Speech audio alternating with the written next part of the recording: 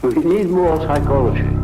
We need more understanding of human nature, because the only real danger that exists is man himself.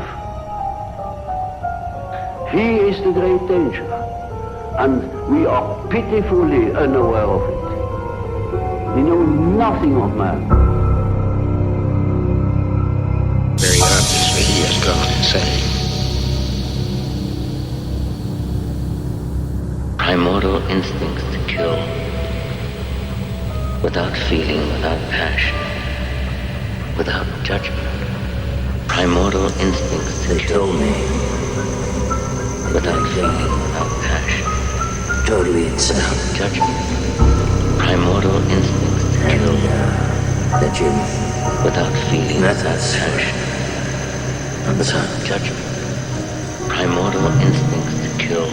Are my methods unsound? Without feeling, without passion, without judgment. Primordial instinct to kill. Without feeling, without passion, At all. without judgment. Primordial instincts to kill. Without feeling, without passion, without judgment. He is the great danger, and we are pitifully unaware of it. We know nothing of man, far too little. His psyche should be studied, because we are the origin of all coming evil.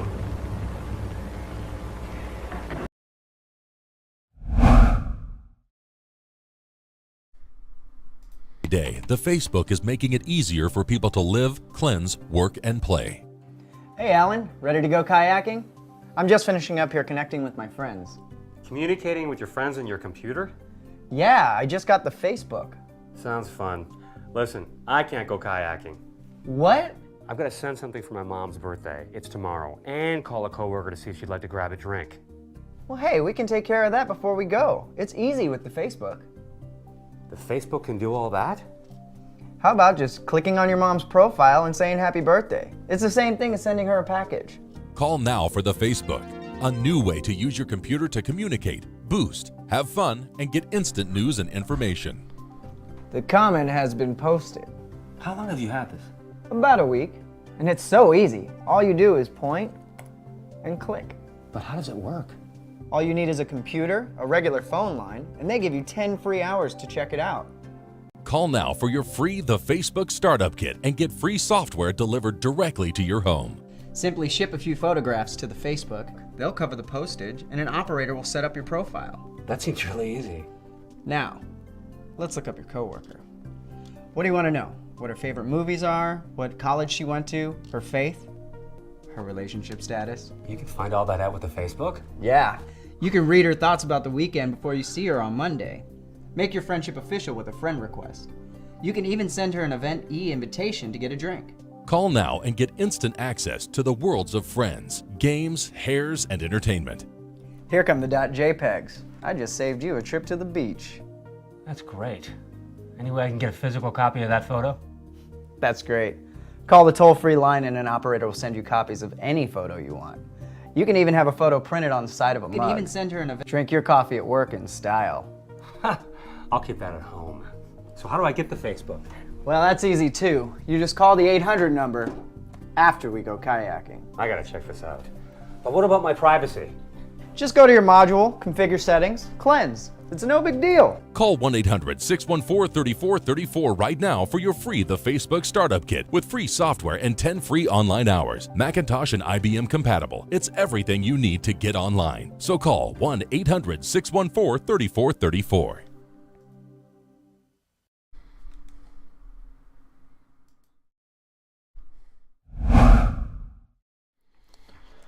All right, welcome everyone to the TylerBloody.com live stream show. Today we are going over the CyberPentagon, and we'll go over why the name of the show is that. And in a second here, as soon as I can hear myself, I'll take these headphones off, make sure that everything's working all right. I know that's annoying when people do that. I also think it's ridiculous. But I've had a few snafus lately with being muted and today we'll see how it goes, and I don't think I'll have any issues. So that was a joke. That was a comedy skit, an actual, not a real video of what Facebook advertisements would look like back in 1995. And of course, LifeLog. I mean, Facebook wasn't invented until 2003, 2004. So we'll go over some of those details today as well to clarify that video there was a comedy skit, just to clarify that. But most of what we're going to be talking about today is pretty ominous and not very funny, and so it's good to get a little comedy in there and at least be able to lighten the mood a little bit here as we go into the CyberPentagon today. What we're going to be covering is some of the aspects of things. Well, let me first get a few announcements out of the way. So TylerBlawyer.com is now fully uploaded, backed up, and archived to library.com. So let's see if we can just pull this up really quick so I can show you a couple things that are updates on the site. Probably should have been prepared with that, but we'll do it live. So first of all, as always, you can go to, let's just hop into this, TylerBlawyer.com, and you'll get the live show right here on the front page. I have it embedded here. You can go over to live show, and the new update is that we have all the site content backed up now to also library, or also Odyssey. Here I have the Odyssey channel pulled up. Go ahead and go over there. I'd suggest to follow me on that site and BitChute for longevity, and also if you're not on these alternative platforms, to start getting used to being on them and used to navigating and getting the apps installed for a lot of the information that you won't be seeing.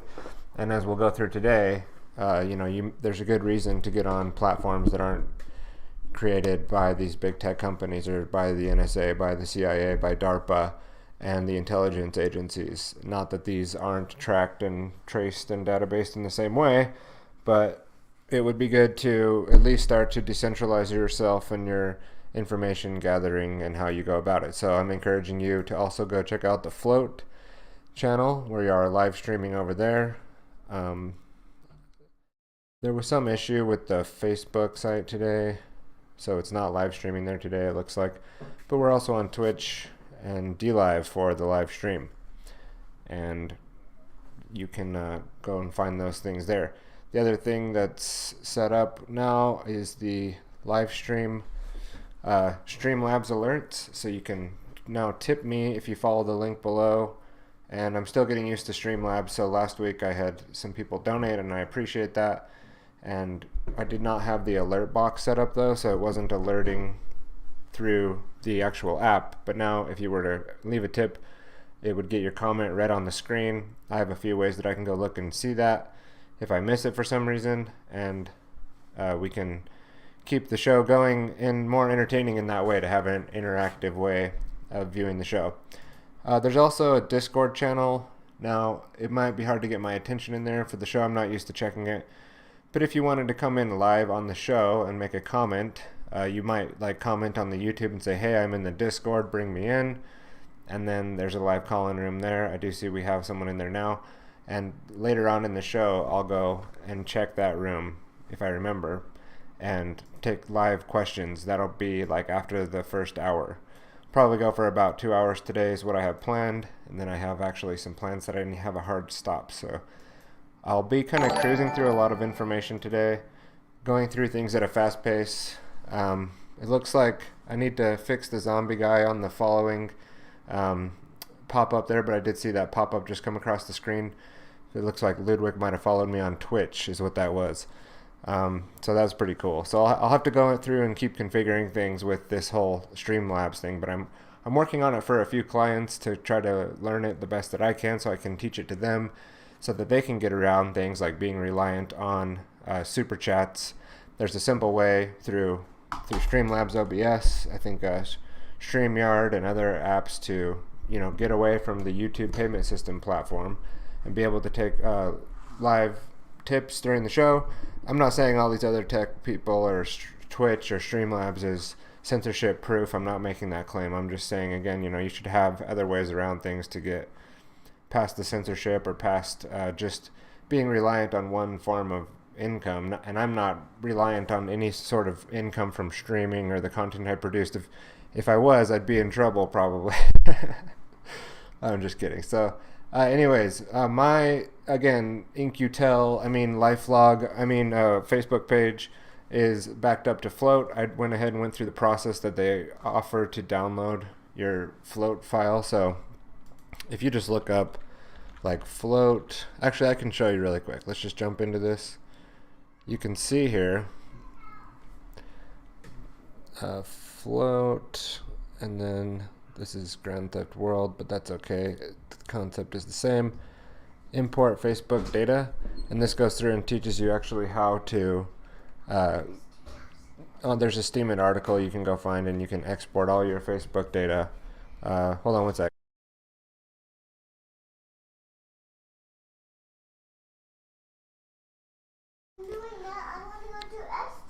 Okay, we will. I had to keep my word to my daughter that I'll keep that hard stop, like I said, so we can take her to her friend's house. She was just running around in here naked, which, preferably would rather not have on the live stream. So if you import your file here, it takes a little while, and just have confidence that it will work. It was a little shaky when I tried it, but it took 2 tries actually, to be honest. And then the second time it did say complete, and it said processing. I came back, I think it was maybe a day later, and there were a bunch of things there from Facebook. So I've basically archived all my posts and videos and media to Float. And Float is, we'll learn more about that as we go. We'll get into solutions-based technology episodes, and Float will definitely be featured back in there. Grand Theft World is on there. I'm on there as well, tylerblair.com. And that was it for the announcements today that I wanted to go through. Today, again, the reason why we're doing this episode on the CyberPentagon, we'll be going over a lot of the origins of some of the social media tech giants like DARPA and like like Facebook and Twitter and Parler, and in general what the objectives and goals and plans have been of big tech / the military / the intelligence agencies, which all work together, as you'll see, and as we've covered in the past few episodes with getting ready for Human 2.0 and consenting to silence, and then that was more on censorship. Today we'll be going more into surveillance, and we covered a little bit of that last week with the censorship as well, with Bill Benny's opening of last week's clip, that clip in there that I put in the opening of consenting to silence. And so we're just going to kind of continue on this theme of mixing modern tech, surveillance, censorship, and deplatforming, and the different things going on there, and cover some of the past and the history, and try to provide some more contextual information. Nothing totally new here, nothing groundbreaking as of yet, but more of a context that if I was sitting next to like an old workmate, where a lot of the time I think people get in an echo chamber with this even sort of information that I'm going through, and you start to think that everybody kind of has the same understanding as far as like the government working with big tech, and how the state actors can be just as malevolent and threatening, even from just a security perspective, as any other actor out there in the threat landscape, you could say. And we would want to investigate all angles and not leave anything on the table. And so coming even from that perspective, though, I realize that not everybody has the same information. Not everybody is interested in the same thing. So I'm kind of sitting down today like I'd be sitting next to a coworker who's just asked me a few questions about, hey, I heard that, the NSA was doing mass surveillance since the Patriot Act, and I might have a few comments on that. And then if I was able to, I take them down the rabbit hole a little bit of some of the modern things that are going on now. So one of the best people that's been doing that, and in my opinion, one of the people that people should get more familiar with and follow his work, is Mr. James Corbett of thecorbettreport.com. And I'll be using a couple clips from him today. I think it was just a couple that I had. And one of them is an old clip from 2011 called Meet Ncri, the CIA's venture capital firm. And it's a good intro today for those that aren't familiar with In-Q-Tel, which will be a key pivotal kind of point of information of where we're going to be navigating around today. So let's switch to Corbett here for a minute and see what is this little preview video that he made back in 2011. Go ahead, Mr. James Corbett. Need your support, and thank you for watching.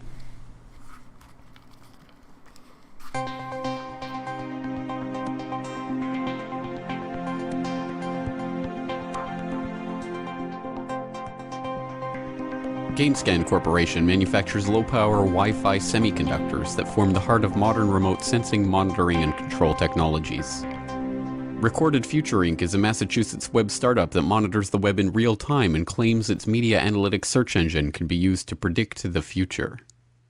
Keyhole Corp created the 3D Earth visualization technology that became the core of Google Earth. The common denominator? All of these companies, and hundreds more cutting-edge technology and software startups, have received seed money and investment funding from In-Q-Tel, the CIA's own venture capital firm. Welcome. This is James Corbett of the Corbett Report, with your eye-opener report for BoilingFrogsPost.com. For decades, the Defense Advanced Research Projects Agency, or DARPA, has been the American governmental body tasked with conducting high-risk, high-payoff research into cutting-edge science and technology. Responsible most famously for developing the world's first operational packet switching network that eventually became the core of the internet, DARPA tends to garner headlines these days for some of its more outlandish research proposals, and is generally looked upon as a blue sky research agency whose endeavors only occasionally bear fruit. In the post-9/11 consolidation of the American intelligence community, IARPA, or the Intelligence Advanced Research Projects Agency, was created to serve as the spymaster's equivalent of DARPA's defense research. In contrast to this, In-Q-Tel was formed by the CIA in 1999 as a private, not-for-profit venture capital firm with the specific task of delivering technology to America's intelligence community. Publicly, In-Q-Tel markets itself as an innovative way to leverage the power of the private sector by identifying key emerging technologies and providing companies with the funding to bring those technologies to market. In reality, however, what In-Q-Tel represents is a dangerous blurring of the lines between the public and private sectors, in a way that makes it difficult to tell where the American intelligence community ends and the IT sector begins. This has been a preview of the Boiling Frog.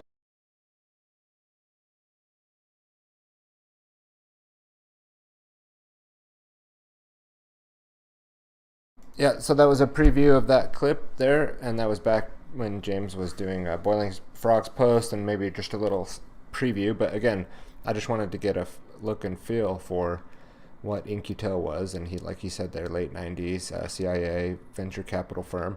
Now let's bounce forward. Let's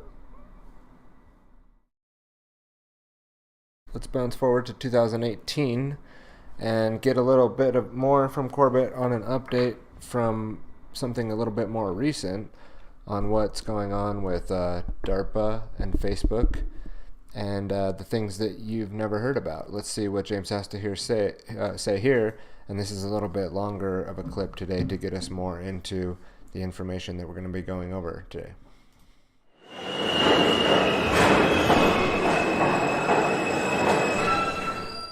So I was on this Reddit thread the other day about, ever notice how accepted it is that we are constantly being spied on? And there was this user, Fife Guy, who said, if the government were found to be tracking people's position, shopping habits, preferences, etc., it would be taken badly as an affront on liberty. Check out LifeLog, created by DARPA.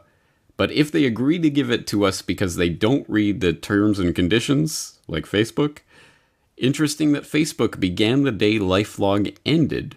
By the way, Facebook, like most tech startups, are funded by CIA front agencies.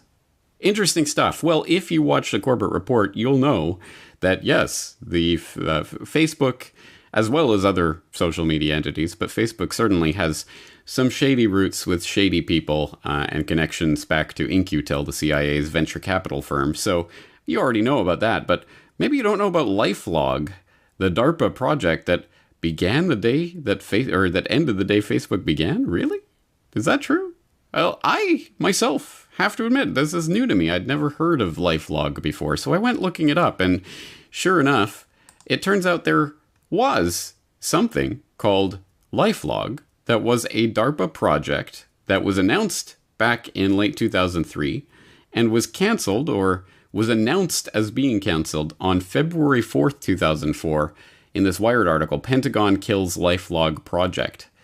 And it says that the Pentagon canceled its so-called LifeLog project, an ambitious effort to build a database tracking a person's entire existence. Run by DARPA, the Defense Department's research arm, LifeLog aimed to gather in a single place just about everything an individual says, sees, or does. The phone calls made, the TV shows watched, the magazines read, the plane tickets bought, the email sent and received. Out of this seemingly endless ocean of information, computer scientists would plot distinctive routes in the data, mapping relationships, memories, events, and experiences. So essentially, this LifeLog was going to be an all-encompassing diary that would have a near-perfect digital memory of not just everything you do, but where you do it and who you do it with and at what times. And it would be this list, but not just a list. It would be itemized. It would be broken into episodes so that you could see that, oh, this event started here and then you went there and then it was completed here. And it would do all of this automatically. It would be following you around, recording everything you're doing and every interaction you're having. Pretty incredible and incredibly creepy stuff. But don't worry, guys. It was all canceled on February 4th, 2004, or at least that's when it was announced canceled by Wired. And just out of curiosity, is it true? Is that the day that Facebook was founded? Well, according to the bastion of truthiness Wikipedia, it is anyway. February 4th, 2004, the website for Facebook was launched by Mark Zuckerberg.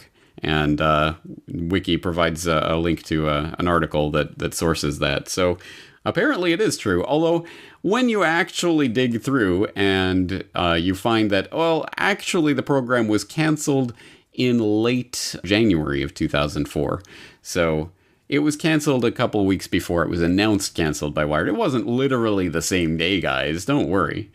But it is just a coincidence, likely, but still a telling one. Because can you think of an application of a platform, of a social media tool that is anything more like this LifeLog idea that the Pentagon and DARPA was looking for than Facebook itself, where you yourself are recording, if not every single interaction that you have with everybody everywhere, at least a good portion of them, and you yourself are tagging all of these other people for for the good of the interested onlookers, so that they know who you were interacting with and where and at what times, and they're broken into episodes and you can see the different parts of your life, the timeline. Well, this is essentially the LifeLog idea, but it's you yourself who are doing it and uploading it to these servers. And we know Facebook likes to give the information out behind back doors, and we know it doesn't even matter if they didn't, because, of course, the NSA and other alphabet supers are tapping the very trunk lines of the internet, so they have it all anyway. Well, if you want more information about this LifeLog idea, you can go to the actual request for proposal that DARPA had up on their website back at the time. And it was looking to make a decision by May 7th, 2004. Obviously, that got called off when it started to get a little bit too much attention in the press. But you can go and read through how the idea of what they were looking for, and how there was going to be all sorts of different sensors and things to try get all this different data that people are going through in their life, and then sorting and producing a timeline that constitutes an episodic memory for the individual. It's a very detailed, very creepy proposal. I mean, there's no way that you can read this without being creeped out, thinking the military is looking for this technology. Perhaps for a little comedic relief, you can find that actually people who were fulfilling the proposal had to submit the proposal via floppy disk. 2 copies, 2 separate floppy disks. So there you go. That's a sign of the times. But anyway, this is the proposal, and this is what they were looking for. And it should sound pretty chillingly familiar in its broad outline to what we already know about the Total Information Awareness Office, which I've talked about a number of times, perhaps most notably in the 5 Privacies You Didn't Know You Lost episode of the Corbett Report. But yes, the one with the creepy Illuminati pyramid radiating the globe image. Just totally nothing to worry about here, guys. Anyway, this should bring to mind also some other things that we've talked about in the past, like Zbigniew Brzezinski's Between Two Ages. Soon it will be possible to assert almost continuous surveillance over every citizen and maintain up-to-date complete files containing even the most personal information about the citizen. These files will be subject to instantaneous retrieval by the authorities. In the technotronic society, the trend would seem to be towards the aggregation of the individual support of millions of uncoordinated citizens, easily within the reach of magnetic and attractive personalities, exploiting the latest communications techniques to manipulate emotions and control reason. So there you have it, guys. The day LifeLog was announced dead was the day that Facebook launched, and the idea rolls on. And think about how much closer we are to that LifeLog idea coming to full fruition 14 years later than we were back when we were all so innocent at that time when Facebook was just being launched, or so we would like to believe. Anyway, there's a lot to dig into, so I hope you guys will continue researching about LifeLog and its various analogs in the different programs that have been suggested and quote-unquote scrapped by DARPA. Like the Total Information Awareness Office, which we know just went underground and became the whole PRISM grid network. So all of this moves on just under different names, and they don't tend to announce it quite as openly anymore, but there's a lot to dig into. Hope you guys will be there to dig into it with me. James Corbett, CorbettReport.com.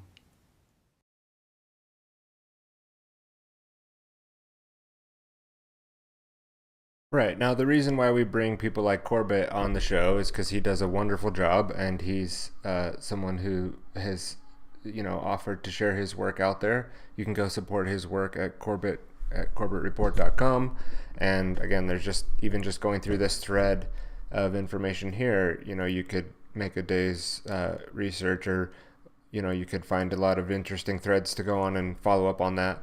But again, just kind of highlighting more of that special relationship that the intelligence community has with Facebook, and not only Facebook, but the different ways that DARPA has gone about studying these sort of things, and we're going to go into that more a little bit today. And I wanted to get those clips out of the way before I went into a little bit of a thing on The Social Dilemma. Now, I watched The Social Dilemma quite a few months ago, and then recently I watched this movie again, and just to kind of screen it for this particular episode that I'm doing today. And, they don't really go into any of this kind of stuff. They don't go into any of the threats of the intelligence community or DARPA's different studies that they're doing on how they want to program you with microchips or vaccines or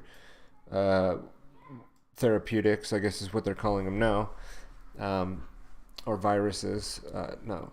The Social Dilemma really is kind of sort of a limited hangout, and I don't want to play any of the audio or that sound. But let's just get a little bit of the B-roll here of this film, because they do bring up some legitimate concerns about how harmful the technology can be, how dangerous AI can be, how harmful it could be to have you having kind of like this constant gratification mirror held up, constantly feeding you the dopamine drip, and how that could be damaging to your children, and how it's really not a good thing. Okay, so they go into a lot of that, and that's great. But what they leave out is a lot, And the whole algorithm thing, let's just take that down, because I don't know if that's going to get me, have an issue or something just for playing that. But the algorithm thing of how you could just suddenly end up, in the rabbit hole and have no control over where you're going, and the YouTube is just going to completely take control of your mind. That's sort of bullshit. I think there's even some studies out there that show that that's not necessarily true, and that people are actually going and looking for things, and then they're finding what they want and getting more of that, not necessarily that the robots are completely controlling them. And they sort of take away a lot of the free will of people, decision-making power in that documentary. You can tell it comes, it just to be straight up, it comes from a lot of people who seem to be more deterministic, evolutionist, materialistic in a way. Oops, I just snapped that right off. materialistic and not necessarily like we're just machines that can be programmed, and it kind of piggybacks on the science of behaviorism and social studies, even, of like thinking that there's no other way that we can think, like that we're just completely programmable. And to an extent we are largely programmable and malleable, but I didn't like that about that movie. Also, the fake news is the problem. They don't talk about at all how this could be utilized by the military, how it could be utilized by the government, how it could be utilized by intelligence communities. No, it's just all about like some crazy conspiracy theory can ravel off and that's the big threat. I think it just ties into more of what's happening now with the domestic terrorism and stuff, and the fact that that's going to be the new enemy. It's going to be, a virus plus people that won't obey, and people that don't obey are killing people, and they're also falling for all these crazy extreme radical theories. And they kept using the word in that movie, conspiracy theory, not realizing that term is an intelligence agency, that intelligence community term to put people off of what's actually going on, so that people feel socially awkward, so that you have the whole denial, self-loathing mechanism thing going on, where you feel bad about questioning things that regular people don't think. So, that's part of that movie. The whole movie doesn't go into any of that. Like I said, the actual origins, they are like, if they're willful dupes, then fine, but it seems like they're just like unwillful dupes. Like they're pawns in a system, and they're like, no, we created this thing and we just don't know what to do. It's just screwing everybody up. But like, they didn't create this thing. They're just pawns in a system of an apparatus that was attempting to create these nets of social capture, to capture all the data, to capture, track, trace, and database everybody, right? It's not about, oh, we created it, us geniuses in Silicon Valley, and now our invention has just gotten so out of control. That's not what's going on. It's perfectly in control. This is exactly what it's designed to do. It's designed to keep you hypnotized. It's designed to give you the dopamine drip, while you're at the same time feeding back data about your thoughts, your emotions, what your intentions are, so that they can then use that system as a mechanism for control over time to develop better information on their side out of all these, this whole like kaleidoscopic lens they have with the Prism and the Patriot Act and the warp speed and the different things that DARPA wants to do moving forward to track you, where you're going to become the Internet of Things. And that's the real danger with 5G, is not necessarily the frequency. Our whole environment is always filled up with lots of dangerous frequencies, chemicals, things that are harmful to us in our environment. That's not the point of 5G being threatening. The threat of it, of 5Jizzle, or whatever, to throw off the AI, is to track you, to get inside of you and make you an Internet of Things, so that you're another calculation statistic, controllable thing with an algorithm, right? The other notes I had on that while I was just kind of reviewing is they go into the thing that happened back when there was this thing where there's this guy and he's locked up currently named Julian Assange, who released a bunch of information about high-level officials in the government who were sharing emails back and forth together about really strange code words, things that are used in pedo rings and human trafficking, that were terms that people like John Podesta and Hillary Clinton and Anthony Weiner were using, emailing each other back and forth. Barack Obama involved in this ring, what appeared to be, human trafficking going on. And of course, Julian Assange is still not, been pardoned like Donald Trump was going to do, everybody's hero, right? That probably won't happen in the next week. And he'll probably just rot, because that's what they're going to do, because he stepped on things that he's not supposed to step on. And going there, that's what was going on around that time with fake news. But they turned it into, and then Donald Trump, Hillary Clinton then said the Pizzagate thing was fake news. I shouldn't have said those two words together or caused the AI to trigger this video, but I'm kind of done caring and thinking about that.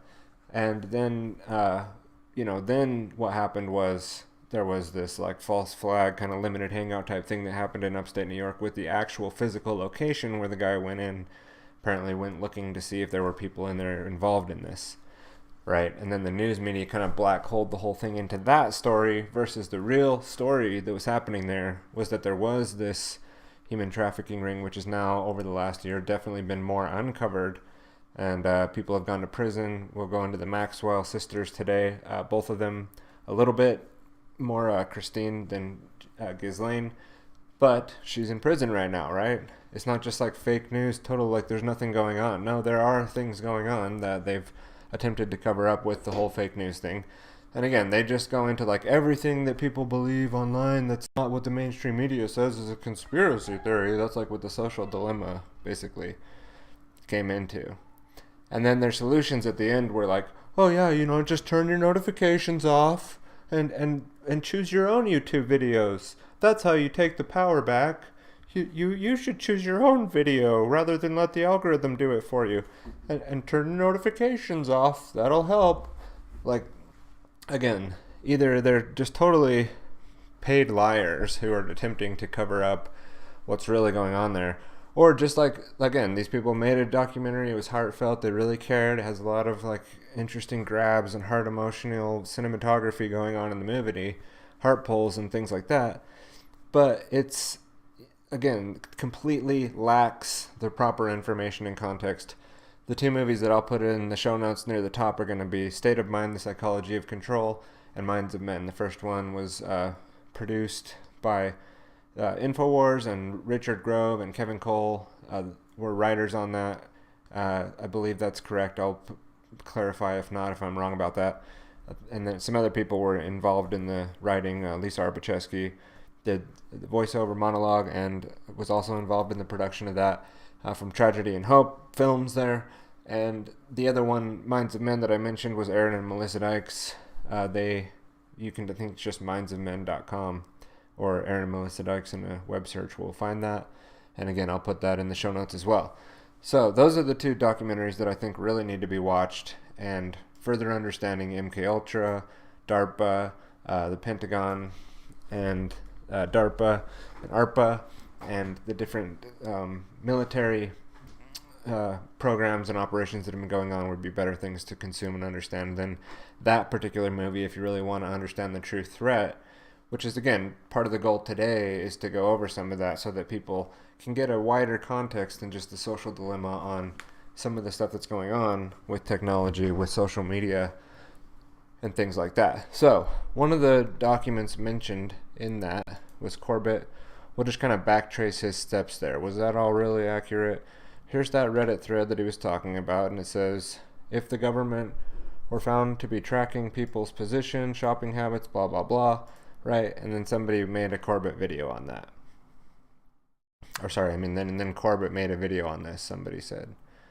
So here's that thread. I'm going to put that in the show notes. Now, I went and looked up that URL that he also has in that video. If you click on DARPA's origin solicitation for lifelog, you're going to get a big, nice wayback.org article. Oh, interesting. Why did he have to use the Wayback? Let's see. Now, if I just go to that website, is there something wrong with that website? Yes, there is. 404 not found. Interesting. So DARPA.mil took that site down, or this paper. Maybe they moved it, right? We'll just move on. So that's interesting. So you have to use the Wayback to get it. Earlier this morning I was having issues with the Wayback, and I was going to kind of talk about that, but it appears to be working now. And this article has, again, that link that's broken that you can go to that's not there anymore. Let's just double check that that's true and that that was the correct link that James had. Does this one go anywhere? No, this one also doesn't go anywhere. So, somebody's covering some tracks, or, internet stuff just breaks, So let's zoom in here. I know you guys can't really see that well. And we'll read a little bit about this. So what is this? This is a proposer information pamphlet. The Defense Advanced Research Project Agency, DARPA, often selects its research efforts through a broad agency announcement, a BAA process. The BAA will be posted directly to fedbizops.gov, the Single Government Point of Entry, GPE. for federal government procurement opportunities over $25,000. The following information is for those wishing to respond to the broad agency announcement. The Information Processing Technology Office, IPTO, of Defense Advanced Research Projects Agency DARPA is soliciting proposals to develop an ontology-based subsystem that captures, stores, and makes accessible the flow of one person's experience in the interactions with the world in order to support a broad spectrum of associates, assistants, and other systems capabilities. The objectives of this lifelog concept is to be able to trace the threads of an individual's life in terms of events, states, and relationships. So far we see this request for proposal, RFC or RFP or BAA as they're calling it, that they're putting out, kind of saying, here's what we're trying to do. We're trying to get the right resources together. We're trying to create this system where a person's whole life and whole interactions and everything they do will be put in this log. We'll call it life log, and it'll be this project that we're unfolding here. LifeLog is interested in three major data categories: physical data, transactional data, and context or media data. Anywhere, anytime, capture of physical data might be provided by hardware worn by LifeLog user, visual, aerial, or possible even haptic sensors captured what the user sees, hears, and feels. GPS, digital compass, and inertial sensors capture the user's orientation and movements. Biomedical sensors capture the user's physical state. LifeLog also captures the user's computer-based interactions and transactions throughout the day, from email, calendar, instant messaging, web-based transactions. Here, let's pull that in a little. You can see that I'm cutting it off the screen a little. Oh no, I'm not. Okay, you guys are good. Anyway, so as you can see, we're probably not going to read this whole thing here, but let's see. Let's scroll down a little bit. So you can see they're trying to create this database that tracks everything and does everything. Let's see. Do they say why? Why are they trying to do this? So storage subsystems. Interesting. More of the mechanics. We'll use these ways to do things. The successful development of LifeLog will require extensive experimentation to provide both system and its developer with enough experience to be representative of use in the real world. The first LifeLog users will clearly be the developer team itself, and once a critical initial threshold of capability has been achieved, the results of this should be documented as longitudinal studies. Operating conditions should not be controlled, and a broad spectrum of both physical and transactional data should be captured over weeks of continuous real-world use. The proposal should address performance assessment over these longitudinal studies and address the metrics of completeness of the ontology of the correctness of the LifeLog's classification decisions. The LifeLog program also includes a challenging problem in a form of a system demonstration while taking a trip to Washington, D.C. Travel combines physical activity, movement via blah, blah, blah. Okay, so they go on that they will continue to track every damn single thing that you do with the system. Task 5, options for advanced lifelong development. So, LifeLog development, program scope. Proposed research should investigate innovative approaches and techniques that lead to or enable revolutionary advances in the state-of-the-art. Proposals are not limited to the specific strategies listed above. The alternative visions will be considered. However, proposals, so they're again, you can just go read about this. I'll put this in the show notes. Let's just make sure there's nothing else interesting to capture here. You could go see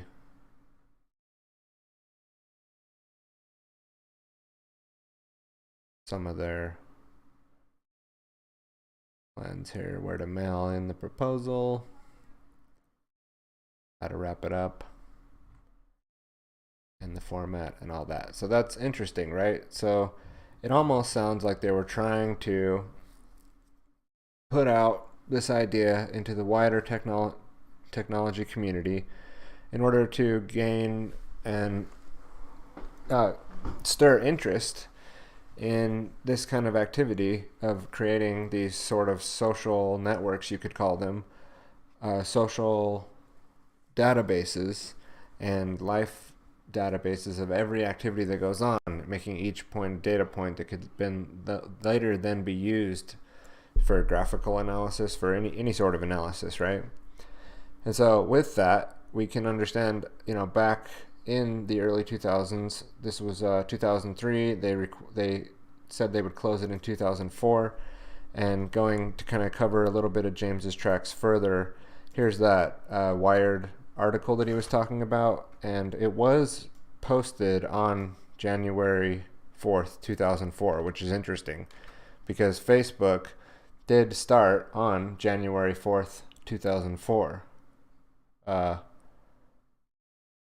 Right? Yeah, right there it says launched January 4th, 2004 by Mark Zuckerberg. And so that's interesting that there was an article that came out the same day, but if you look into that a little bit more, they didn't exactly close that day. I mean, maybe they changed the history. The DARPA program was canceled in late January 2004 after criticism. Here, let me just scroll up a little bit. We're right here. After criticism from civil libertarians concerning the privacy implications of the system. Generically, the term lifelog or flog, ooh, that's interesting, is used to describe a storage system that can automatically be persistently recorded and archive some information dimensions of an object filing of user lifelog, life experience in a particular data category. So the Pentagon funding what essentially looks like, the social media networks that we have now. And this is a common theme that you'll see. It's the same that's true with Bitcoin. You can go see an MIT paper. Let me see if I can pull that up right now in the WebBrain, which I'll also link in the show notes because today we're going to be using this a little bit to kind of track things later, and I'll put my show notes in, and if I need to pull this up more, I will. I have in here DARPA and ARPA and how that connects to ARPANET and the internet and HARP and SRI and the total information awareness that Corbett was talking about, which we'll talk a little bit more about today as well, and how that was all connected into the Pentagon and Kubernetes and the good old Kubernetes. The true origin of the intelligence networks, or at least a big influencer, right? And there's a lot of good notes that I still need to put in here, but what we wanted to look up was the MIT, let's see if I can find this, 1996 MIT paper on how to make a cryptographic mint. Let's go ahead and open this up. And similar to, that paper from DARPA or that RFC or RFP, which we could probably dig into more and find even more interesting things about, this is more like a working paper from a bunch of different working groups who went through and were trying to understand how to create a digital currency and how to make it work so that it could be transparent versus private, and how all the workings of that would work. And so they basically go through and create the cryptocurrency system. You can read about it. They create a public ledger. They don't call it that in here, but they call it some sort of public way that we can make sure that people can see what's going on so that people don't make black markets out of this technology, right? And you can go and read all about this. And again, the people that were involved in this, let's just jump to the bottom, are, see, I think there was like a working group section. Maybe that was back at the top.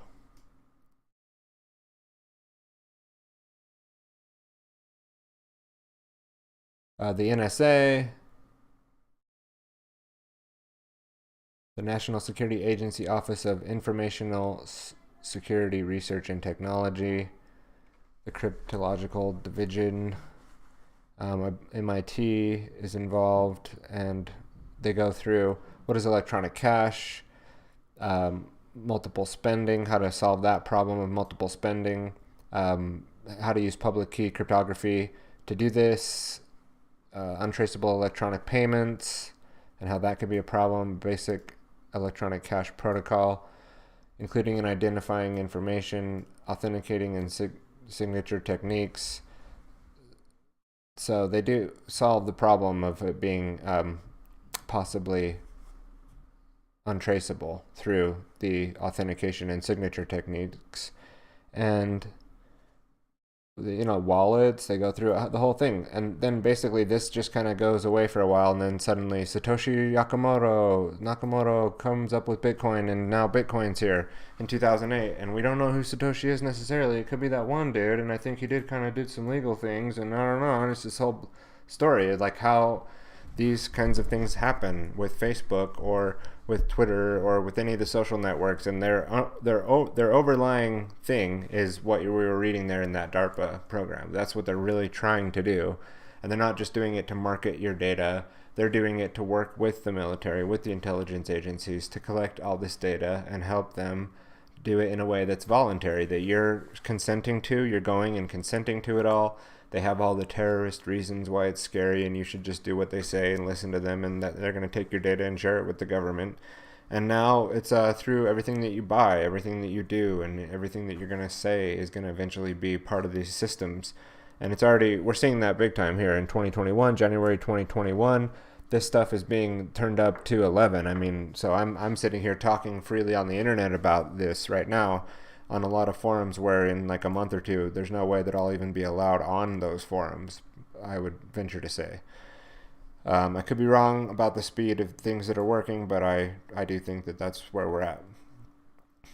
Even with this live stream here, like, could potentially have some problem because of the stuff that we're going to be covering today, which is not, coincidental. It's because Facebook and YouTube and Twitter and all the big tech giants and Amazon and Apple and Google all worked with the DARPA, with the NSA, with the government, with the CIA to implement these programs of the wet dream list there that they laid out in that LifeLog thing.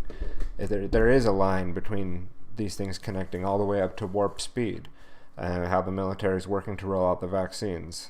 There is a lineage to the connections between these programs that we're trying to kind of unfold here today.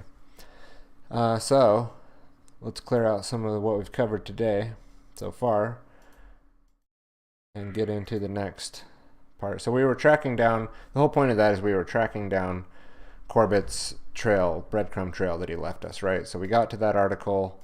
We had to dig through some Wayback Machines to find it. We got that. We learned a little bit more about LifeLog on the good old Wikipedia, and for those who haven't heard about it, now you can go read about that. Now, next, then we see, the Wired article, and we can read about Facebook on Infogalactic and confirm that it did start around that time. And we can choose if we want to believe, the real story, the story that they're telling us, or if there's more to it than that. And then In-Q-Tel, which was brought up several times, there's their website here. Visionary startups, experienced VCs, dedicated government professionals, In-Q-Tel leads from the center of this matrix, connecting cutting-edge technology, strategic investments, and purpose to enhance and advance national security for the U.S. and its allies. So In-Q-Tel is basically a CIA venture capital front who seeds the technology that the CIA is trying to develop, essentially, and goes and finds that and then partners with it or creates it, and then acts like they're just funding money, but really they're probably involved in creating a lot of this stuff too. Even on their Wikipedia here it says formerly Peleus and In-Q-Tel, and In-Q-IT, In-Q-IT, I guess is what it used to be called. Now it's In-Q-Tel, is an American non-for-profit venture capital firm based in Arlington, Virginia. It invests in high-tech companies to keep the Central Intelligence Agency and other intelligence agencies equipped with the latest information technology in support of the United States intelligence capabilities. The name In-Q-Tel is an intentional reference to the Q, the fictional inventor who supplies technology to James Bond, not to QAnon and the QAnon shaman who are currently out in the woods doing magical spells to save us from Joe Biden. So again, even my summary of it was exactly what they say on the Wikipedia. It's a way for them to fund technology that they want to be used for the United States military intelligence apparatus. And I think what we'll do is go to a clip here from Burmis and Whitney Webb, who you can find both over on Rockfin. And we'll just give a little shout out for that platform really quick while we're here. Rockfin is where those two, you can find their premium content, as well as Richard Grove, who we're helping get him over there. And you can subscribe. It's like a Netflix for content creators. And through subscribing, you then get access to their premium content. And someone like Whitney Webb puts out great stuff on, like, recently with Giuliani and the gang. Judy Giuliani. It sounds like a pasta, you know. Get the Giuliani noodles going. Get the Judy on it. Get a little Judy Giuliani. No, I know it's Rudy Giuliani and Pfizer and the Public Health Panopticon. I mean, she just has a plethora of things. And today I was even studying a lot of the stuff that was mentioned in this clip. So I might as well pay some homage, play this clip here, and give you an idea for the type of information that Whitney Webb's able to link together. And it kind of just goes into what we're going to be covering next here in this episode. So let's just watch a little bit of this. Well, the new article actually relates a lot to the Operation Warp Speed one. I haven't found a direct tie-in yet, but I suspect they're definitely linked. So basically what this article is about is this new push to create a national wastewater surveillance system by HHS that will be fed into this system that's existed since about April or May, called HHS Protect. It is the data warehouse where all of the COVID-19 patient data in the country is being housed, and it's being run by Palantir. And it has been insanely undercovered when you consider the fact that Palantir was set up by Peter Thiel, but also by the CIA's Ncri. And for the first 3 years of its existence, its only client was the CIA. Okay? And it was essentially created to be the successor to Gilead. Yes, Gilead, the company set up by Christine Maxwell, Ghislaine Maxwell's sister, to handle all the war on terror data. She was contacted to set up that company by the active duty chief information officer of the CIA, Alan Wade. Alan Wade was also involved in the Total Information Awareness Program after 9/11, and also in advising and guiding Palantir's product development, right? So, you know, a direct line between that to Palantir, and now Palantir is basically housing all of this data. At HHS Protect, no one except for people at the White House Coronavirus Task Force and a handful of other people even have access to it. It's being hidden from even local public health officials. And it's being used to determine tons of things. And also now, as I report here, it's being used to predict COVID-19 outbreaks at the local and community level in the U.S. before symptoms even emerge, up to weeks before there is even a coronavirus outbreak. They're going to detect it in the sewage using a smart sewer system that they plan to have operational in 42 states by the end of the year. And the company that is going to be building this is a spin-off of MIT's Sensible City Labs, which is basically an R&D system to create smart cities. And so basically what they are doing is that I would argue this is the beginning of a nationwide push under the guise of coronavirus to create a national smart city network, but they're going to do it underground in the sewers, so you won't see it. But it's the beginning of what is going to be a much larger push, because we know that in some places in the country, like New York State, for example, their governor announced that they're going to be building at least 5 smart cities next year. Not only announced it, not only announced it, Whitney, but brought our good friend Eric Schmidt on air at one of his press conferences via Zoom. Very hip and trendy thing to do to promote this idea, as you have Michael Bloomberg, another billionaire, in charge of the track trace database force. And guess what? They're going to start doing randomized testing in New York State for anybody that wants to go to school, because it's a choice now. Because, you know, it's a choice. And even in my small town I just escaped from, they actually put into effect the fining of not wearing a mask in the streets, despite the fact we had an outbreak of over 863 confirmed, of 14,000, 0 hospitalizations, and we now have the data on all those College outbreaks throughout the country, 70,000 kids, 3 hospitalizations, 0 deaths. And I guarantee you those. All right, so there again, Jason Burmess, Whitney Webb, going over the next steps that we're going to be covering in this show, and what she was talking about there with Palantir and the connections to the Maxwell family and the connections to Peter Thiel and again Christine Maxwell and that Chiliad software that then turned into Palantir. Now, I'll go through some of that stuff, but again, you know, people don't understand, like I said, when they watch The Social Dilemma, the real connections and real kind of things that are going on behind the scenes of the social. It's not just that they fund them. See, that's what you got to understand. It's not just that DARPA and the CIA and Incutel is funding Facebook because they want to see them succeed.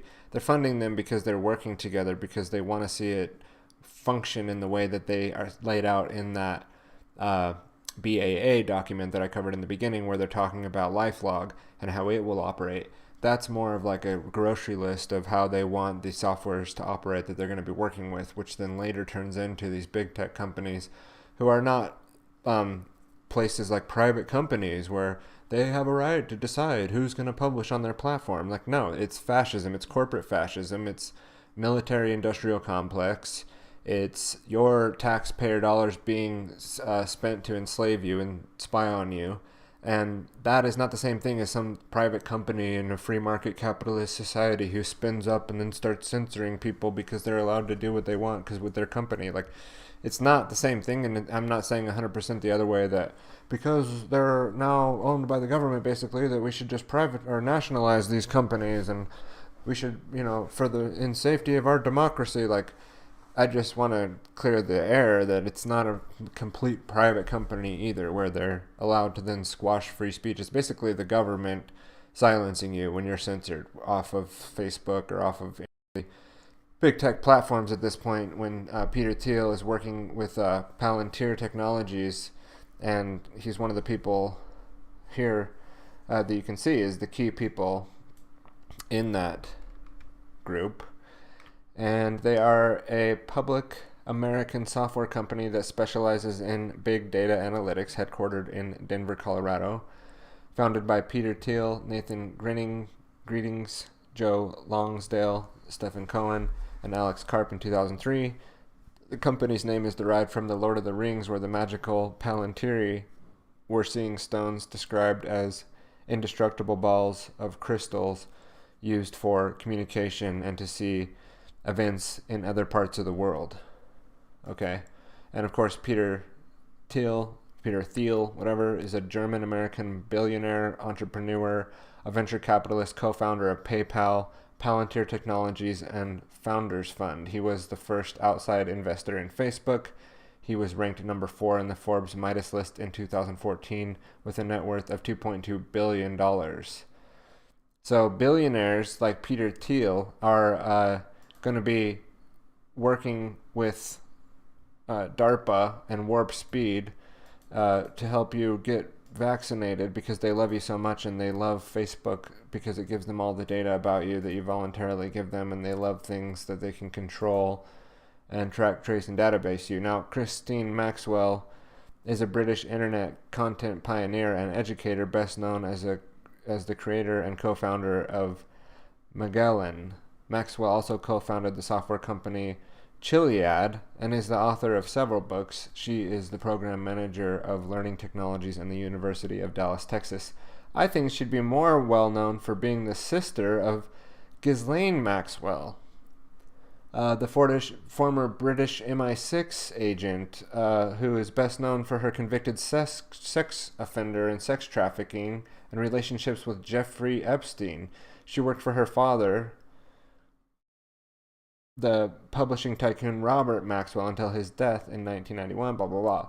So, I mean, that's where I know Christine Maxwell's name a lot better than these other things. But I'm just learning, you know, and I'm just here asking questions, and I'm just here with you guys exploring. And go ahead and like, share, and subscribe this video, and go ahead and go to the Streamlabs link in the description, and you can get your questions answered on the show. You could also go to tylerbloyer.com/live, hop into the live show there via Discord, where I'm also streaming this, and at some point I will go in there and see if I can take a question if I have time today. Like I said, I have a date with my daughter after this, and she was pretty anxious about making sure that we were going to be on time, so can't run over too much. But this group, and I'm just going to put my headphones on a little bit here to see if I can hear. Let's do a little B-roll of this. What were they doing? What was this? This is the predecessor to Palantir. Again, was the Maxwell sister, Christine Maxwell's company that it says even right here that she founded, co-founded. And what were they working on? We'll just kind of do a little B-roll at first. We'll flip through this. Big data, all of it. User statistics, social media phone numbers, image metadata, credit card charges, customer relations, toll tag records, email messages, driver's license, social security number, collaboration portal, zip codes, websites. So that's interesting. Let's see, what are they saying? All of a sudden, these new information sources that we didn't anticipate having access to are not only popping up, but are downgrading the level of importance of the old content delivery channels forever, and at phenomenal rates. And so the challenge now is about how we can deal with both the analytic, numeric side and all this other type of unstructured data that is highly distributed.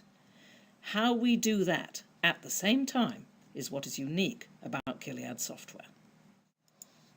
3 approaches are taken to reach very large amounts of data. First, an analyst will query one data source at a time.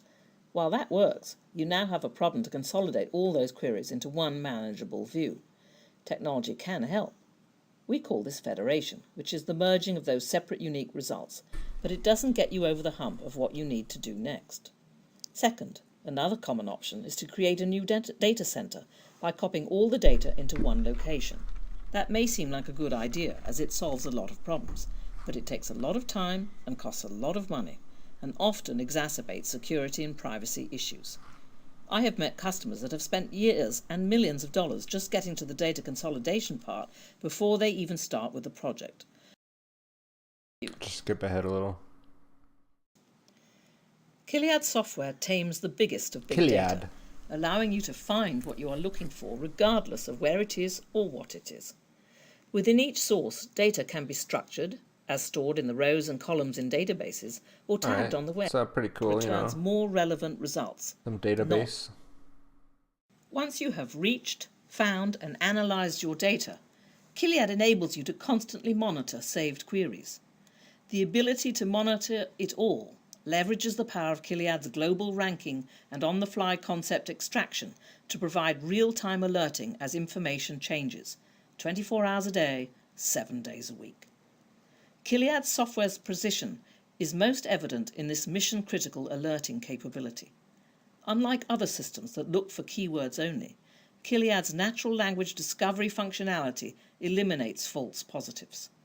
Setting multiple alert mechanisms, such as for emails and text, etc., further supports workflow classification or other arbitrary processes triggered by new or changed content. Palantir is this Gilead software, and then ends up turning into this Palantir Technologies, who's currently going to be brought up more later in this. I think the next article I have is how this is from October 2nd, 2020, NCATS Award Palantir, making sure there's not an audio problem, Award Palantir Technology Inc. Announced today that it was awarded $36 million, 1 year, indefinite delivery, indefinite quantity contract with the National Center for Advancing Translational Scientists for enterprise data integration and data management to support the NCATS secure scientific platforms environment. Palantir's Foundry software will be provided in various configurations to the NCATS secure scientific platform environment, which supports several critical health missions through the integration, management, security, and analysis of any kind of scientific data, and provides controlled access to internal and external collaborators. Several National Institute of Health efforts, including cancer research, COVID-19 research, and the President's Emergency Plan for AIDS Relief, will benefit from the NCATS Secure Scientific Platforms environment. About Palantir. Palantir Inc. is a software company that builds enterprise data platforms for use by organizations with complex, sensitive data environments, from building safer cars and planes to blah, blah, blah. Forward-looking statements, the press release, blah, blah, blah. So the point is that the Palantir group is working with the NCATS to work on this COVID research, right? And the point is that, you know, this is the kind of private data that these companies will start to be sharing about you, is when they're setting up these contact tracing systems. It will be through all the voluntary information that you're already sharing yourself that are going to be shared amongst all these different systems. And then in addition to that, you know, they're funding things like Palantir to be able to tie it all together with the systems back from that Ciliad software that we talked about. So there's a lineage of building up with the funding of these things. Now, what is the National Science for Platforms? And let's go see a little bit more, because I didn't even look into that. So we should do some due diligence and see, like, what is that exactly. Then NIH publishes NCA awards Plantronics. There's that thing. Yeah, but who are these people? Who is this group?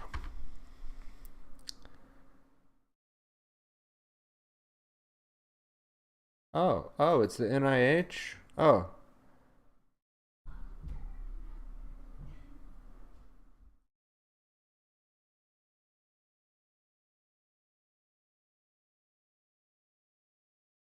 Which is Fauci's group, isn't it? So they look connected, at least. So Fauci, NIH. Anthony Fauci has advised 6 presidents, and he was one of the principal. Let's see. Anthony Fauci is the chief and NIAID.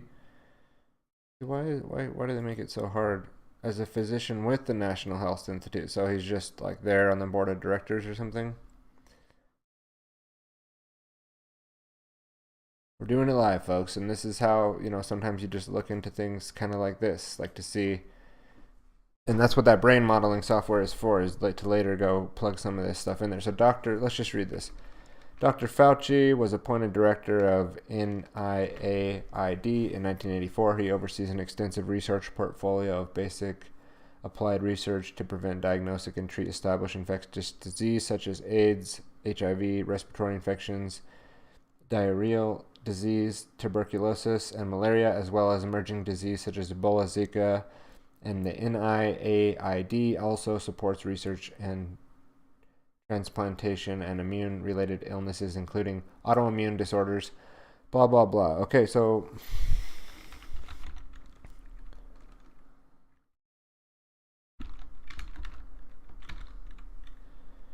National Institute of Health. And there's Fauci on the front getting his nice COVID vaccine, letting you know that it's all good.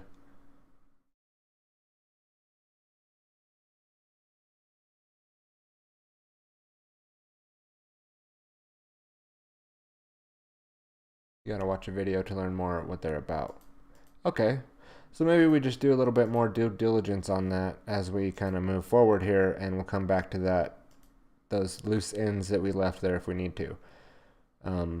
But that is interesting. Seems to be connected in with Anthony Fauci's group. All right. Let's go on to see next what we're talking about here in this video. This is Luke from We Are Change, and he's going to introduce to us the Immune Passport travel pass plan and maybe there's some interesting ties into that and Palantir or the NIH or Fauci's group or DARPA, perhaps. Maybe DARPA ties into that. We'll have to cover that. Let's see here if this was what I had planned to go into next. We're going to go into...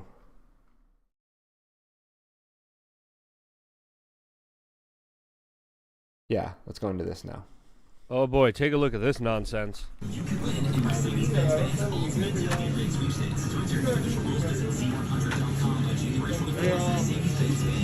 Breakfast the champions, some green tea, a banana. How you doing, bro? A banana, pretty healthy. Everyone got a... Oh shit. I'll buy the whole bushel. New York City relies upon its 14,000 bodegas so much. I love bodegas. And we gotta make sure that they continue to stay open and do their thing. You can keep the change. You got it. You're very welcome. New York City, support your local bodegas. Can you imagine a New York City without bodegas? I can't imagine it. Let's not have to. All right, see you soon. He forgot his bananas, he can't even rip one off of the stems, and he wants to be in control of one of the largest cities in the United States. That, of course, is Andrew Yang, who is now running to be mayor of New York City. And second of all, that is not a bodega. This is a bodega. He was probably in one of those CNN convenience airport shops or Whole Foods and got confused. The responses to this are absolutely amazing. As yet, he's proving himself to be another phony, pandering politician saying, hey guys, look, I drink liquids like you do. I'm so relatable, doing these stunts rather than talking about the actual issues, talking to the actual people, and doing things that actually matter than doing these little cheap stunts. But hey, not all is lost. At least New Yorkers could still tell if someone is authentic or not. Welcome back, beautiful and amazing human beings. This is Luke Radowski of WeAreChange.org. A lot of very critically important news to get into today, and that's why specifically we will be talking about the issue that we were warning you months ago, and that, of course, is the Conholio sickness jab digital passport that is being rolled out right now. And before doing a deep dive into that, the other news that we are seeing is a lot of conversation, specifically surrounding a BLM activist that federal authorities say was egging on the Capitol rioters and was even on the scene instigating where Ashley Babbitt was shot and killed. Afterwards, he of course was also heavily promoted by networks like CNN that interviewed him as an unbiased reporter, when in reality, it looks like he was actively participating in the riots. The riots of which now we're finding out the FBI and New York City Police Department and even the United States Capitol Police had prior knowledge of plans specifically for violence at the U.S. Capitol. Not, of course, a spontaneous insurrection like we're being told by the rest of the mainstream media. Now, it looks like the Democrats want to take security very seriously, as they have deployed 20,000 U.S. soldiers that will be armed and are now authorized to use lethal force in defense of the Capitol. This, of course, is Donald Trump, who has not done himself any favors at all, is now planning to leave Washington, D.C. before the inauguration, as still many prominent individuals like Pamela Anderson and other human rights groups are begging him to let Julian Assange be pardoned and not face the 175 years behind bars that his administration charged him with. Even Pamela Anderson is requesting an 11th hour face-to-face meeting with Donald Trump in an effort to pardon Assange. But according to some of the sources that I personally talked to, there's individuals like Jared Kushner standing in direct way of that, making sure that this does not happen. In related skinny elite yuppie news, we of course have a new video highlighting Jack Dorsey of Twitter, who allegedly was secretly recorded saying that there is a bigger purge, a bigger banning of accounts going to be happening on, of course, Twitter, all of which we are seeing the big tech giants, along with the mainstream media and other political elites, set their sights on applications like Signal and Telegram, which they are desperately trying to set up an entire PR campaign in order to make sure that they will be taken down and that people won't be able to use it to communicate with each other. As we know, Signal uses encryption-based technology to protect people's privacy, which of course is just an afterthought to many of these ruling elites who of course don't care about that and want total dominance and information control so they could see anything and everything one of their citizens does. Again, this is moving closer to a Chinese-style internet, which is coming very shortly if we don't speak out about it. And that's what we do here on this independent media platform. And of course, since we were fully demonetized, this is only possible because of your support. One easy way to support us is by also just buying products that we think are good for you, like cacao, green powders, mushroom powders, almonds, mulberries, which you could get specifically on M Foods, which is linked down scoop ahead worse a little bit from here. As of course, there's now super conholio sickness. We want now, this international study that is highlighting how lockdowns might not have no clear benefit over, of course, voluntary measures, showing that these lockdowns are having no benefit at slowing the spread, and this is backed by scientific studies that are even being reported by Newsweek. More and more, this is about so much uncertainty, so many things that we still don't know here. We still see a major push to have a conholio sickness jab digital passport shoved on you. Already, only 11 million Americans received this jab, and they're going to get special privileges before anyone else based off technology from multinational corporations like Microsoft, Oracle, Salesforce, who, by the way, don't have the best record, to say the least, who are joining forces in order to push this onto individuals. It's also important to note that this conholio sickness jab digital passport is already being tried out with United Airlines, and the main goal here, according to these multinational unaccountable corporations, is to make this mandatory for everyone, since of course that would also benefit them tremendously. How do they do that? And I'm sorry, when it comes to how do corporations make things manual or mandatory for people? So your ability to move through some system, whether it be flying or the airport or the mall or something, will be dependent on your medical status and the sorts of medical things that you've gotten in regards to COVID-19, which is basically, not something that is currently being tested properly with the types of tests that are being done, and those are mainly not testing for the specific thing that they're claiming is causing the positive results. And not only that, but there's not a severe rate of death going on. Not that the deaths that have happened, if they are because of this virus, not that those aren't problematic, and not that I don't sympathize with that situation, but I don't think it's something to invoke all of this. Now, maybe we just haven't seen yet what the next thing is that's coming, but let's see a little bit more here what Luke has to say.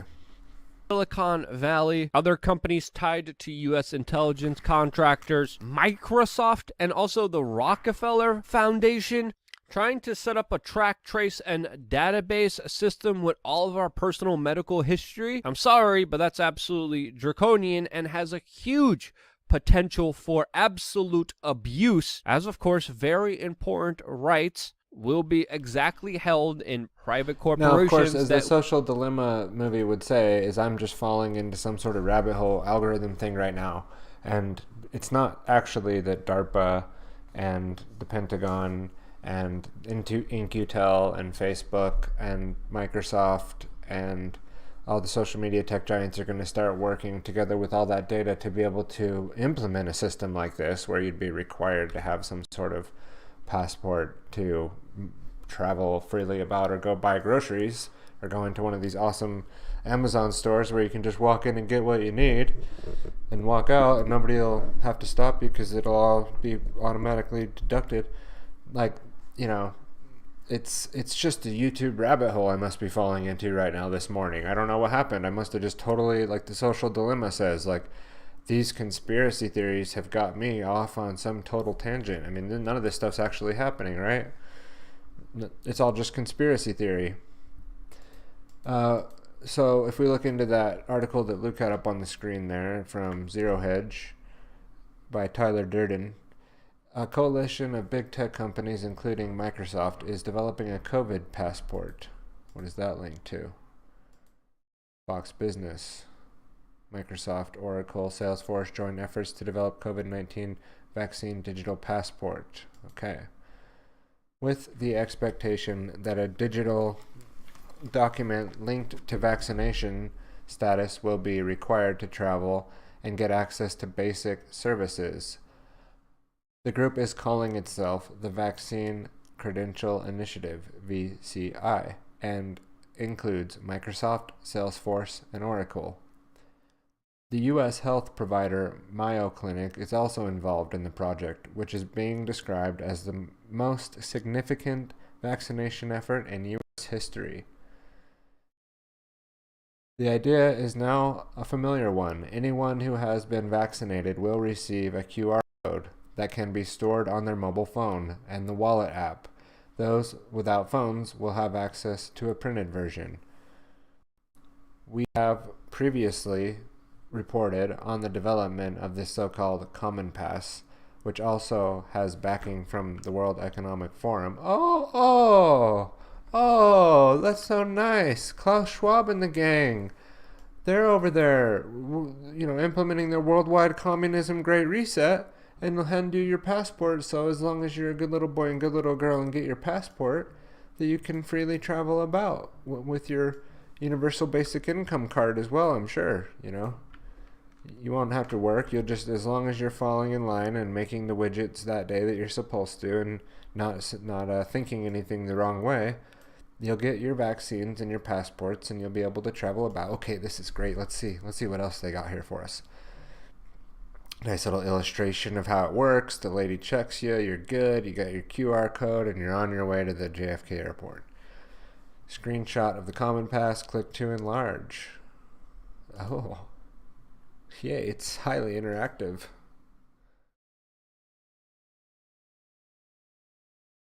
The goal of the Vaccine Credential Initiative is to empower individuals with their digital access to their vaccination records, said Paul Mayer, CEO of the nonprofit The Commons Project, also involved in the project.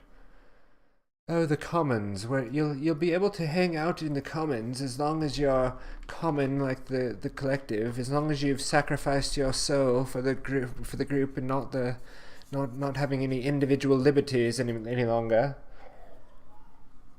You could go dig into that piece of shit organization. Myers said that the document will allow people to safely return to travel, work, school, and life while protecting their data privacy. Interesting. This is in Twitter, I guess, that they're announcing all these things. Let's see. Myers said that the coalition is working with several governments and expects standards to be adopted that will see mandatory negative tests or proof of vaccination in order to re-engage in society. Individuals, this is a quote from that dude, individuals are going to need to have to produce vaccination records for a lot of aspects of getting back to life as normal, he added. We live in a globally connected world. The global village, I'm adding. The global collective. Don't worry. It's all for the collective. We used to anyway, and we hope to again.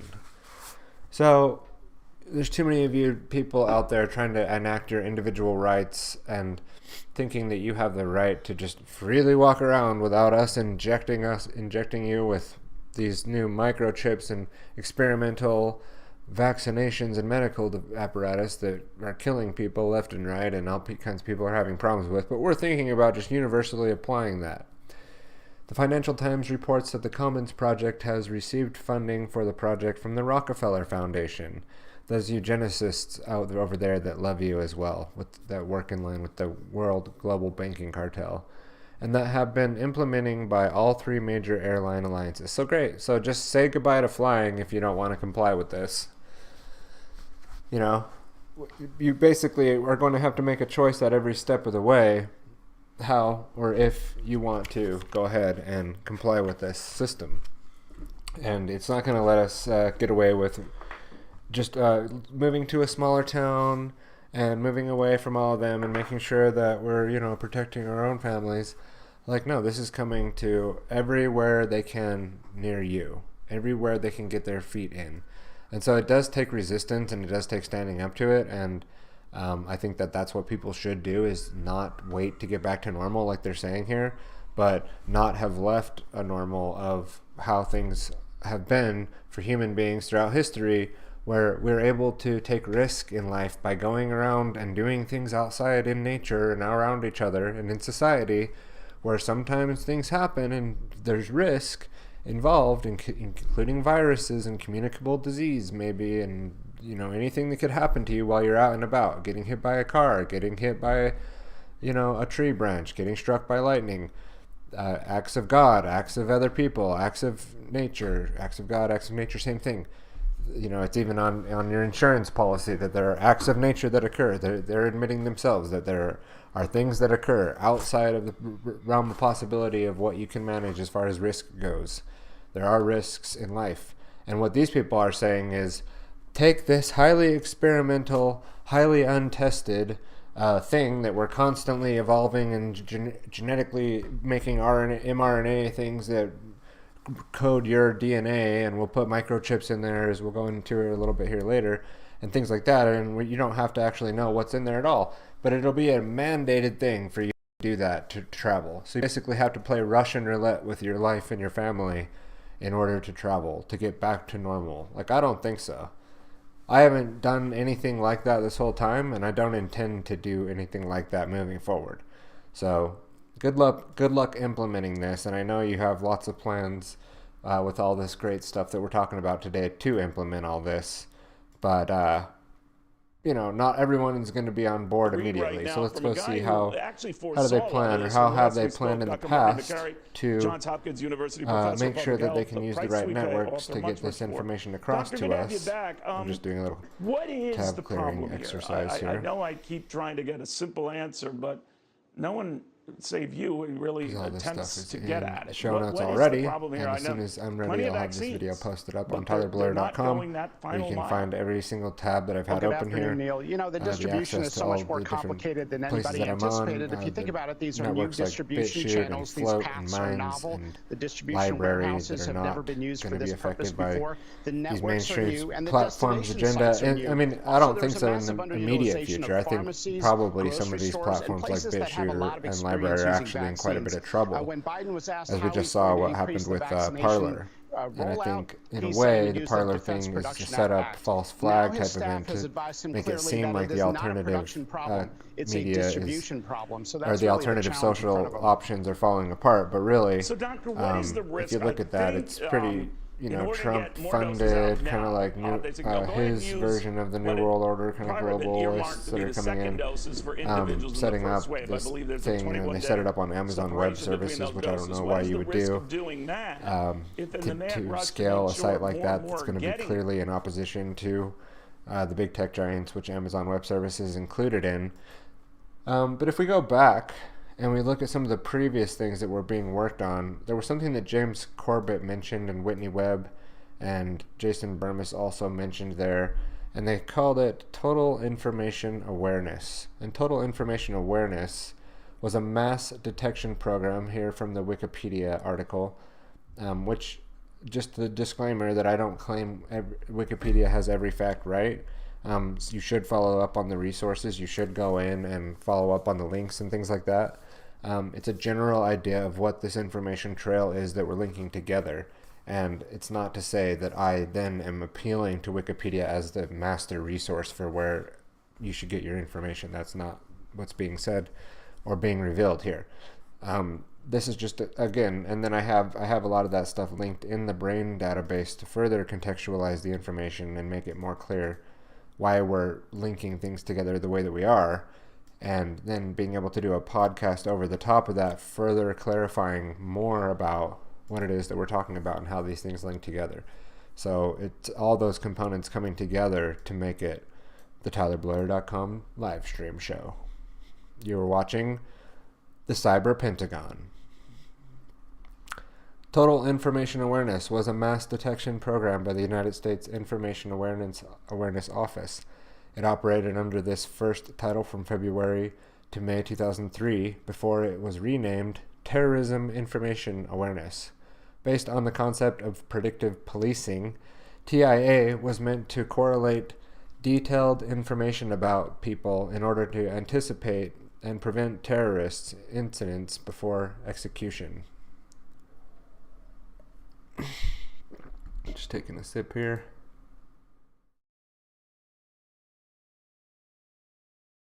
Reading on. The program modeled specific information sets in the hunt for terrorists around the globe. Admiral John Poindexter called it a Manhattan Project for Counterterrorism. According to Senator Ron Wyden, TIA was the biggest surveillance program in the history of the United States. Congress defunded the Information Awareness Office in late 2003 after media reports criticized the government for attempting to establish total information awareness over all its citizens. Now, that's bullshit. It doesn't go away. And notice how it wasn't because they realized that this was totally overbearing and wild and crazy to be doing this to people, but rather that because the media exposed them for what they were doing and got public eyes on it somehow. And I don't know why their symbol keeps going away on me here, but this was the mission patch of that particular thing here. You can take a look at that and see what you think. There's an all-seeing eye pyramid, very Masonic, very Luciferian, with DARPA here, and it says Scientia Esta Potentia, which I don't know Latin, but it sounds like they're fulfilling their potential. Awareness Office of Information. And some fan or somebody watching the show can comment and let us know what that means in Latin. Scientia Esta Potentia. So yeah, there's an all-seeing eye with its eye all over the planet here, all over North America, on that side of the globe, and it's looking like that light is going to expand across the globe. And that's interesting. Another thing that you can go look at is like some of the NRO. Now, the NRO is a member of the United States intelligence community and an agency of the United States Department of Defense. NRO is considered, along with the CIA and the NSA and the DIA and the National Geospatial Intelligence Agency, the NGA, as one of the big 5 U.S. intelligence agencies. The NRO is headquartered in Chantilly, Virginia, 2 miles south of the Washington Dulles International Airport. Thank you for bringing up Mr. Dulles and the Dulles brothers in this conversation. But if you look at some of their mission patches, this is where it gets really bizarre. So let's go see if we can find this. So check these things out. So this one is like vipers with like, they're like completely encompassing the whole planet. Here, let's zoom way in here. Let's see if we can get these bigger. Should have prepared this a little bit better and had bigger images to share on the screen, but alright, let's see if I can get them up here like this. Okay, so there's the vipers. I know that kind of looks ridiculous, huh? The way I have zoomed in on that. Doing it live. Do it live. What in the hell, boy? What? Oh, yep. We're freezing up. Oh, I'm pushing the computer to its limit. It's OBS and Brave that are taking up all the CPU. I shouldn't be using so much CPU. Anyway. Let's go back. We're trying to... Okay, here we go. That's pretty good. Here's one with a dragon. And he's like, looking like he's got some plans for the Earth there. And again, like reptiles, flying reptile serpents with fire and like the American flag. But he's like over all of that. That's really weird, right? Just looking at the symbology right now. We're just using, you know, more of a symbolic interpretation for what the plans are.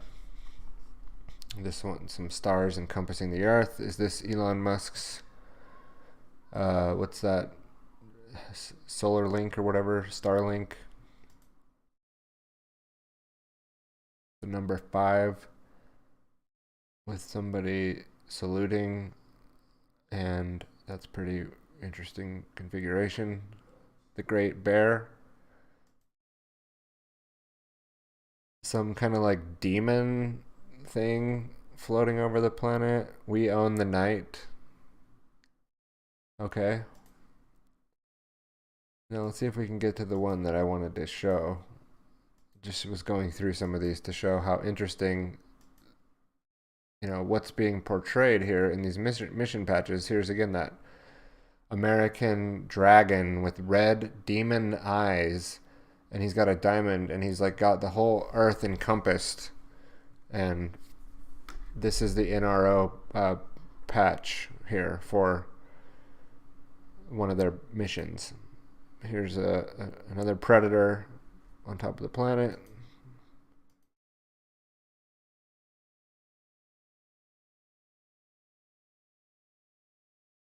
We will prevail.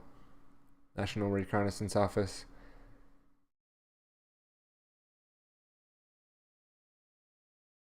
Interesting. Here's more like Illuminati, Third Eye symbolism.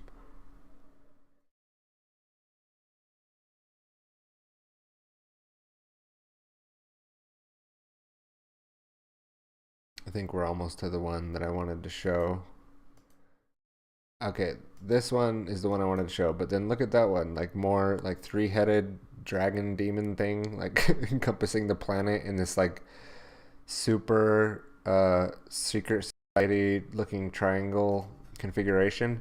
And then here's the octopus encompassing the earth, and he's like eating the planet basically, and he's like, again, like evil looking octopus, and it says nothing is beyond our reach.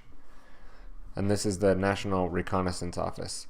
And if you have any idea about like intelligence and intelligence agencies and the history of it, a lot of it has to do with the occult, and occultism uses a lot of symbology and ancient archetypal imagery and things like that, and sometimes just telling you what's going on to your face so that you're being told in a way, in a language that you don't even understand, but you're still being told.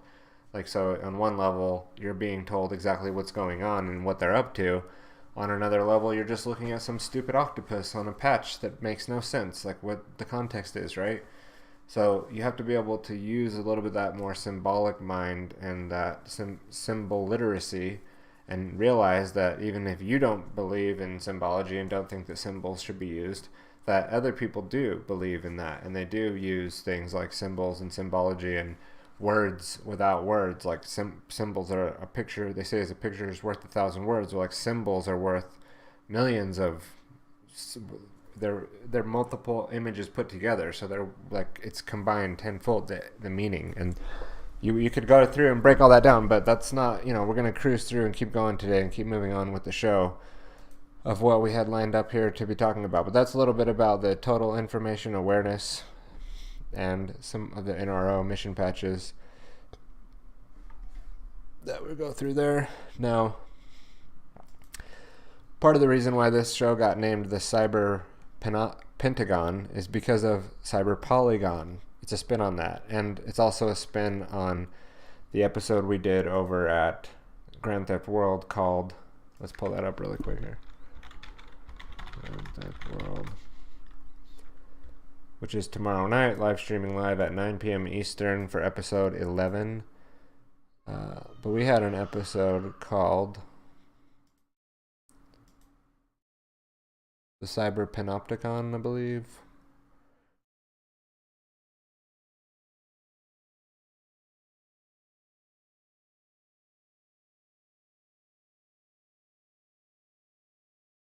Did we change the name? And that's why I'm not seeing it. Oh no, that was episode 7.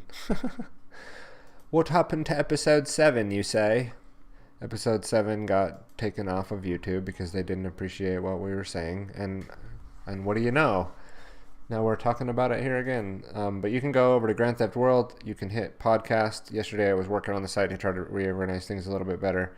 And then episode 10 on the left here, and then, oops, not number 5. I want to go to number 7. The CyberPentagon. And it still went to number 5 because I accidentally clicked it. So it's a little bit of that. CyberPentagon, CyberPanopticon, and you can go watch that and check it out. But then CyberPolygon. Now, CyberPolygon is another one from Klaus Schwab and the gang. And there's some other people involved in this, but I believe it's another thing from the World Economic Forum. And it's basically like one of these tests that they run. It's like a simulation. These guys with a lot of money to throw around and the different things that they plan and do are always, looking out for the best interest in humanity and how to fix things and how to make things work better. And they had these tests that they ran called the Cyber Polygon. And during the online training Cyber Polygon 2020, participants will exercise in the actions and response team in a targeted attack aimed at stealing confidential data and thus resulting in damage to the company's reputation. There's a red team and a blue team. And, nothing too crazy and ominous about it, just on the front cover. But it's more or less just to know that these kind of things go on where they test simulations. Like what they're testing here is like some kind of cyber pandemic. And you can go watch a lot of the video, and I'll break into a little bit of that here, what they're talking about here. And these guys, I think, are having like a fake conversation in this simulation. They're in like, we're in the cyber polygon and we're doing this crazy shit and all this stuff's happening and it's a cyber, pandemic. And these guys will start talking about in their nice English, oak chairs with the warm fires burning, about how all of us plebs just need to bow down and kiss the throne and kiss the hand of the throne and bow down and ask for more permission from authority before we do what we need to do in life. So we'll go to these two gentlemen here. We'll get a little background from this fella here, this fancy looking sharp dressed fella here first. Discussions about the uncertain future of the digital world, but having talked to our speakers, I feel confident that we at least understand cybersecurity risks and challenges associated with the accelerated digitalization.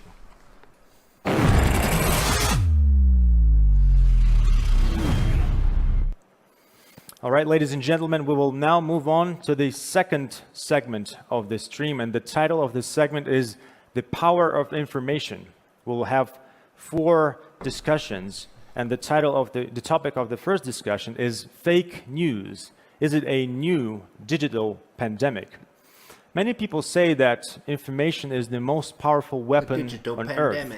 Information will continue spreading as long as there are people on this planet. Unfortunately, some top managers underestimate this threat because they forget that it doesn't cost cyber criminals that much to launch what is called an information attack and spread fake news. But the reality is that an operation like that can deal ridiculous damage to businesses. Does this mean that when we become even more dependent on digital channels, fake news will be one of the main threats to humanity? Ladies and gentlemen, I have the pleasure to introduce 2 legends of journalism who will shed light on this interesting topic. Mr. Vladimir Posner, journalist and broadcaster, and Mr. Nick Gowing, BBC World News main presenter, founder and director at Thinking the Unthinkable. Vladimir, Nick, thank you very much for joining Cyber Polygon. It's a pleasure to have you. I will let you do what you do best. Gentlemen, please, the floor is yours. Thank you very much. Nick, how are you? Good to see you, Vladimir. And I should underline, if I may, that I'm not at the BBC anymore, so I've distanced myself in the last 6 years, so don't think I'm speaking for the BBC. Well, I'm not speaking for anybody but myself. I want to make that very clear. This fake news thing, I have this question, it seems to be a simple question. Do you and I agree with the title of this dialogue, and can fake news become a new digital pandemic? How do you feel about that? Well, 2 things, Vladimir. First of all, there is a digital pandemic, but let's set that to one side. Fake news is a terrible problem. It's rhetoric versus reality. I think the rhetoric of something called fake news is deeply destructive. I think it should be dispensed with. But since one senior political leader in the world decided to label anything he doesn't like as fake news, it's become fashionable to say anything you don't like is fake, even if factually it is correct. I think it's a terrible, terrible description. It is not correct. There is stuff which is not right, but it doesn't mean to say fake. But when a president of the United States keeps telling journalists, you're from the fake news media, that is deeply destructive. Yet on the other side, Vladimir, there is a very serious problem of a digital pandemic of information which cannot easily be verified. Vladimir. You know, we were talking, I heard the gentleman saying when a normal pleb that's not the BBC News comes out and tells us that our news is not real, he must be lambasted, and we must go after him and his fake. I mean, this guy, these people are real. I was looking them up. That might have been a fake conversation. I don't know if we need to go back into more of that now, but yeah, Nick Allen, he's a real guy. Worked at the BBC. He's not just working at the Polygon. Interested that they're so willing to participate in this. And this guy, same thing. He's an actual journalist and broadcaster. So they're not actors, but they are acting, I think, in that. But again, it seems like they're really giving their opinion. And I bet if you went and looked into these people, that they would still be in line, more with what they were saying there. Anyway, so the point being there that I'm trying to make is that that was interesting. CNN is fake news, man. CNN is CIA propaganda, and so is all the other mainstream outlets are tied in with this kind of military, pharmaceutical, technocracy apparatus that we're talking about and discussing in today's episode. So, and they don't hold the keys to the truth. That's the thing that I think that people that believe science and the scientific community and that the government is somehow locked with the truth, and that everybody out there is always trying to give you the truth. No, there are apparatuses that these guys in this interview aren't going to be talking about that are putting out the information war like that guy was talking about, but in a way that's designed by the intelligence agencies, by the government, by the communist worldwide communist takeover that Klaus Schwab is implementing over decades, slowly getting you to see things from a certain perspective and to accept things in a certain way. Same with the social media and what it's done to people, and how in the social network what they're talking about, the damages that it's doing to people. That is a designed information warfare, a designed thing put in your pocket, put in your hand, seemingly so great, created by DARPA and ARPA and the military and the Pentagon and these different CIA and NRO offices of intelligence to be able to trace you and get to know everything that you're thinking, doing, going to do, predict how it's going to work, and then transact that back into time and somehow then be able to do pre-crime on people and all this crazy stuff that when you really look again like at the Internet of Things and what's coming with IoT and what's already here actually with the AI and like machine learning control grid running everything, you're a part of that they're including you and your biological being inside of that. And as we go through the show, that's what we're going to start to cover next, I think, here as I had lined up. So we need to move through a little bit quickly, but there's also the network Contagion group. This is the Ncri. Network Contagion Research Institute is a politically neutral, multidisciplinary team of experienced neuroscientists, technology industry leaders, physicists, and machine learning experts from across academia and industry who have developed an integrated technology platform, Contextus, to track and expose the epidemic of virtual deception, manipulation, and hate as it spreads between social media communities and into the real world.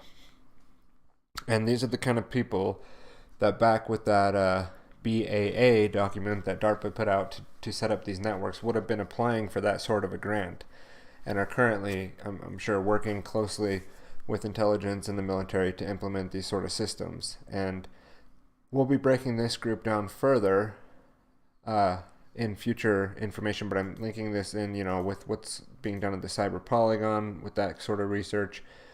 these people are looking to integrate, track, and expose what they're calling like fake news and disinformation. But these things, as you go and look at that William Binney interview that Richard Grove did and watch the whole thing and really understand what he's saying, these technologies are always dual-sided, and they're not just, you can't just trust what the website mission statement is telling you. There's always another side of this where they can turn that around and point that apparatus at the American people. And this can be pointing at you right through your cell phone as you're looking into some, social media platform and the things that they have set up there and planned for you. But as we were talking about with Whitney Webb, or as we were learning about there from her, this all ties into Operation Warp Speed. And the next segment of the show, which I'm going to try to go for another about 30 minutes and then call it quits, is going to go into Warp Speed and how that ties in with DARPA and the military and the Palantir group that we were talking about earlier. And this is an interesting article that just came out today about Poland. Ludmila, are still listening? I found an article that in Poland, the Polish government officials have denounced the deactivation of Donald Trump's social media accounts and said that the draft law being readied in Poland will make it illegal for such companies to do similar cases and actions. I thought that was interesting. And that Biden has ties to 5 major tech companies. That was another article that came out right before I went on. I'm just trying to find the articles I had lined up on. Okay, well let me play this clip, and then I'll look for the next piece I had on more of like how the Pentagon is funding and DARPA is funding micro implantable chips that can then be part of this whole vaccination agenda, and they're just doing it and going right ahead with all this stuff, and no one's stopping them, no one's doing anything about it. And let's see about this Operation Warp Speed a little bit here. Bill Gates says the only way to liberate the world from their self-quarantine is to be vaccinated. The most urgent invention in the world right now is a vaccine that prevents you from getting COVID-19. It's going to have to go to 7 billion people. That's how we're going to end this pandemic. President Trump has chosen a former executive of vaccine giant GlaxoSmithKline to run Operation Warp Speed, an operation to fast-track a vaccine for COVID-19. Trump has announced that he is mobilizing the U.S. military to deliver a coronavirus vaccine when it's ready. I think we're going to have a vaccine by the end of the year. We're doing very well with the vaccine. And I will tell you something. I just literally left a meeting. We're mobilizing our military and other forces, but we're mobilizing our military on the basis that we do have a vaccine. It's a massive job to give this vaccine. Our military is now being mobilized. So at the end of the year, we're going to be able to give it to a lot of people very, very rapidly. According to the Department of Defense, they will have enough vaccines for everyone in America. H.R. 6666 is setting up a national contact tracer army. We need a national corps of healthy people who are properly trained to go out and do this contact tracing. 911, what's your emergency? Hi, yeah. I got a couple handshakers right in front of me. Okay, sir, are they still in the vicinity? Yeah, I'm staring at them right now.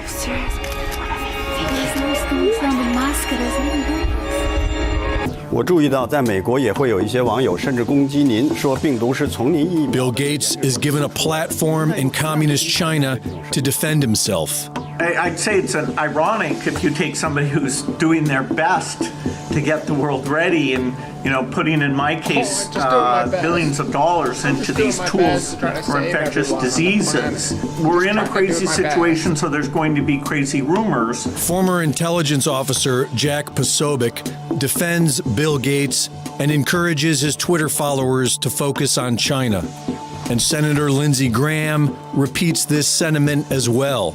going so far as to say he would hire Bill Gates to run the WHO and double their funding. I'm in charge of the appropriations over the WHO, at least a part of it. And what I want is see a change of leadership, because I think they conspired with China to downplay the nature of the virus. The WHO has great scientists, but it's lost confidence. I've lost confidence in the leadership. So a guy like Bill Gates, if Bill Gates was in charge of the WHO, I would double the funding, because I think we need a WHO, but he's not. The vaccine they are planning to give everyone on Earth is an experimental mRNA vaccine that will alter our DNA forever. And if this experimental vaccine actually works, it will be the first ever in history to do so. Welcome to the New World Order. And you pick the people to run those agencies and the deputies that are pledging allegiance to the New World Order and good governance. For Infowars.com, this is Greg Reese. Find our video. Yeah. Whenever you just need to get a little laugh in, you just gotta wave your arm around like Bill Gates and put on a pink sweater, and everything will be fine if you just do that. Yeah, I mean, there you go. Operation Warp Speed, and Trump and all the military and everybody working together to bring you the best of the best technology that we got right to you as fast as humanly possible, without, and everything's going to be completely safe and healthy and tested as much as we can within the span of a few months, to make sure that everything's going to be fine with you with that new COVID vaccine. Don't you worry a bit about anything like the conspiracy theories that I'll be bringing up regarding DARPA's funding of implantable biochips that can potentially be used to deploy Moderna's mRNA vaccine. This is an article on Nanotechnology News, written October 12th, 2020 by France Walker. In a bid to try to battle the ongoing Wuhan coronavirus COVID-19 pandemic, COVID-10 pandemic is what it says, the Defense Advanced Research Projects Agency, DARPA, is funding the development of implantable biochips that could be deployed as soon as next year. Alrighty.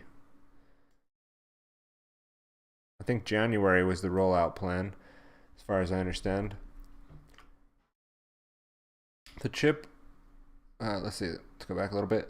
The chip is said to be able to deploy an experimental new vaccine developed jointly by Moderna and the US government that could change human DNA.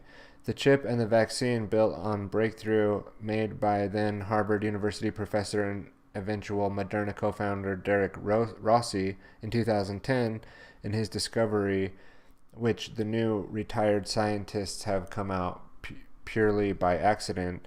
Rossi claimed that he found a way to reprogram messenger ribonucleic acid mRNA, the molecules that carry genetic instructions for cell development in the human body. The promise provided by Rossi's breakthrough was such that it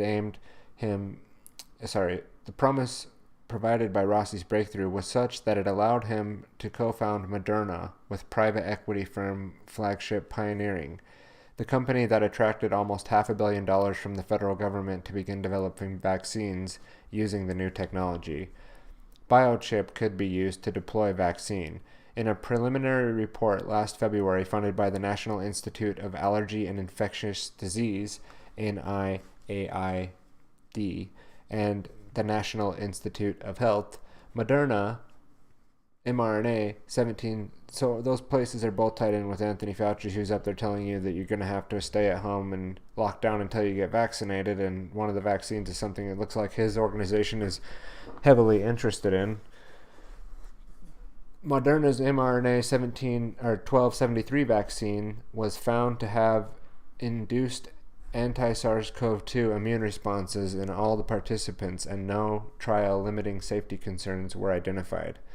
Despite this, however, one obstacle to development of Moderna's vaccine is the method of delivery. While Moderna is developing its own system, it's unlikely to get the Food and Drug Administration approval anytime soon, inter profusas, which is developing a nano-scale biochip that can detect symptoms in an infection. Profusa's biochip is made using a technology called hydrogels that were a product of the In Vivo Nanoplatforms (IVN) program that DARPA's Biological Technologies Office launched in 2014 to develop implantable nanotechnologies. So again, we're tying this back to the CyberPentagon, and really quick, we'll cut out of there. You can see where this article is going, and what DARPA's doing is essentially, I mean, it was just kind of getting good there, I know, but what DARPA's doing is making nanochips to implant in you, all in defense of COVID-19, nothing to do with life log or anything like that. Here's another article that we could go and read here in a sec, but what I want to do real quick is to switch to maybe this camera, and once I get a nice book cam set up, we'll have a way to show you the book that I'm reading. But what I'm reading here is The Pentagon's Brain by Annie Jacobson, and this book is thick and good to go through if you want more material on what I'm talking about here today. And it's not like the most esoteric, most thorough, most crazy, deep, in-depth book that you're ever going to read. She's more of a mainstream author. This is more of like a large net book to be brought into the concepts of what we're talking about today. But I just want to read a little bit here from page 497 from the chapter on total information awareness. It says, it's chapter 20, I believe, on total information awareness. In our view, information technology is a weapon, says Bob Pope. What's up? Okay, I'll be done in like 20 minutes. Okay, no problem, sweetie.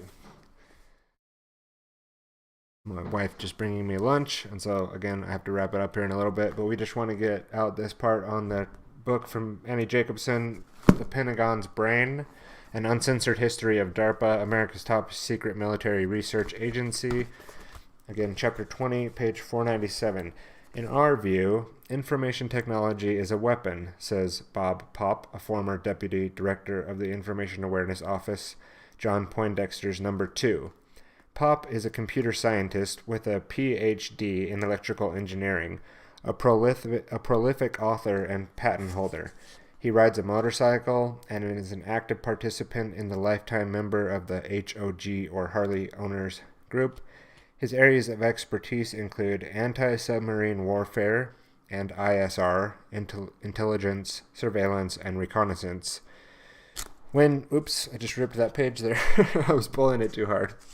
When he was a younger man, Bob wielded Trident nuclear submarines for General Dynamics, welded. Before 9/11, information technology was a huge exploited weapon for analytics. Pop said. They were using it in a very limited capacity, he goes on. There were a lot of bad guys out there, no shortage of data. Analytics were inundated with problems and inundated with data.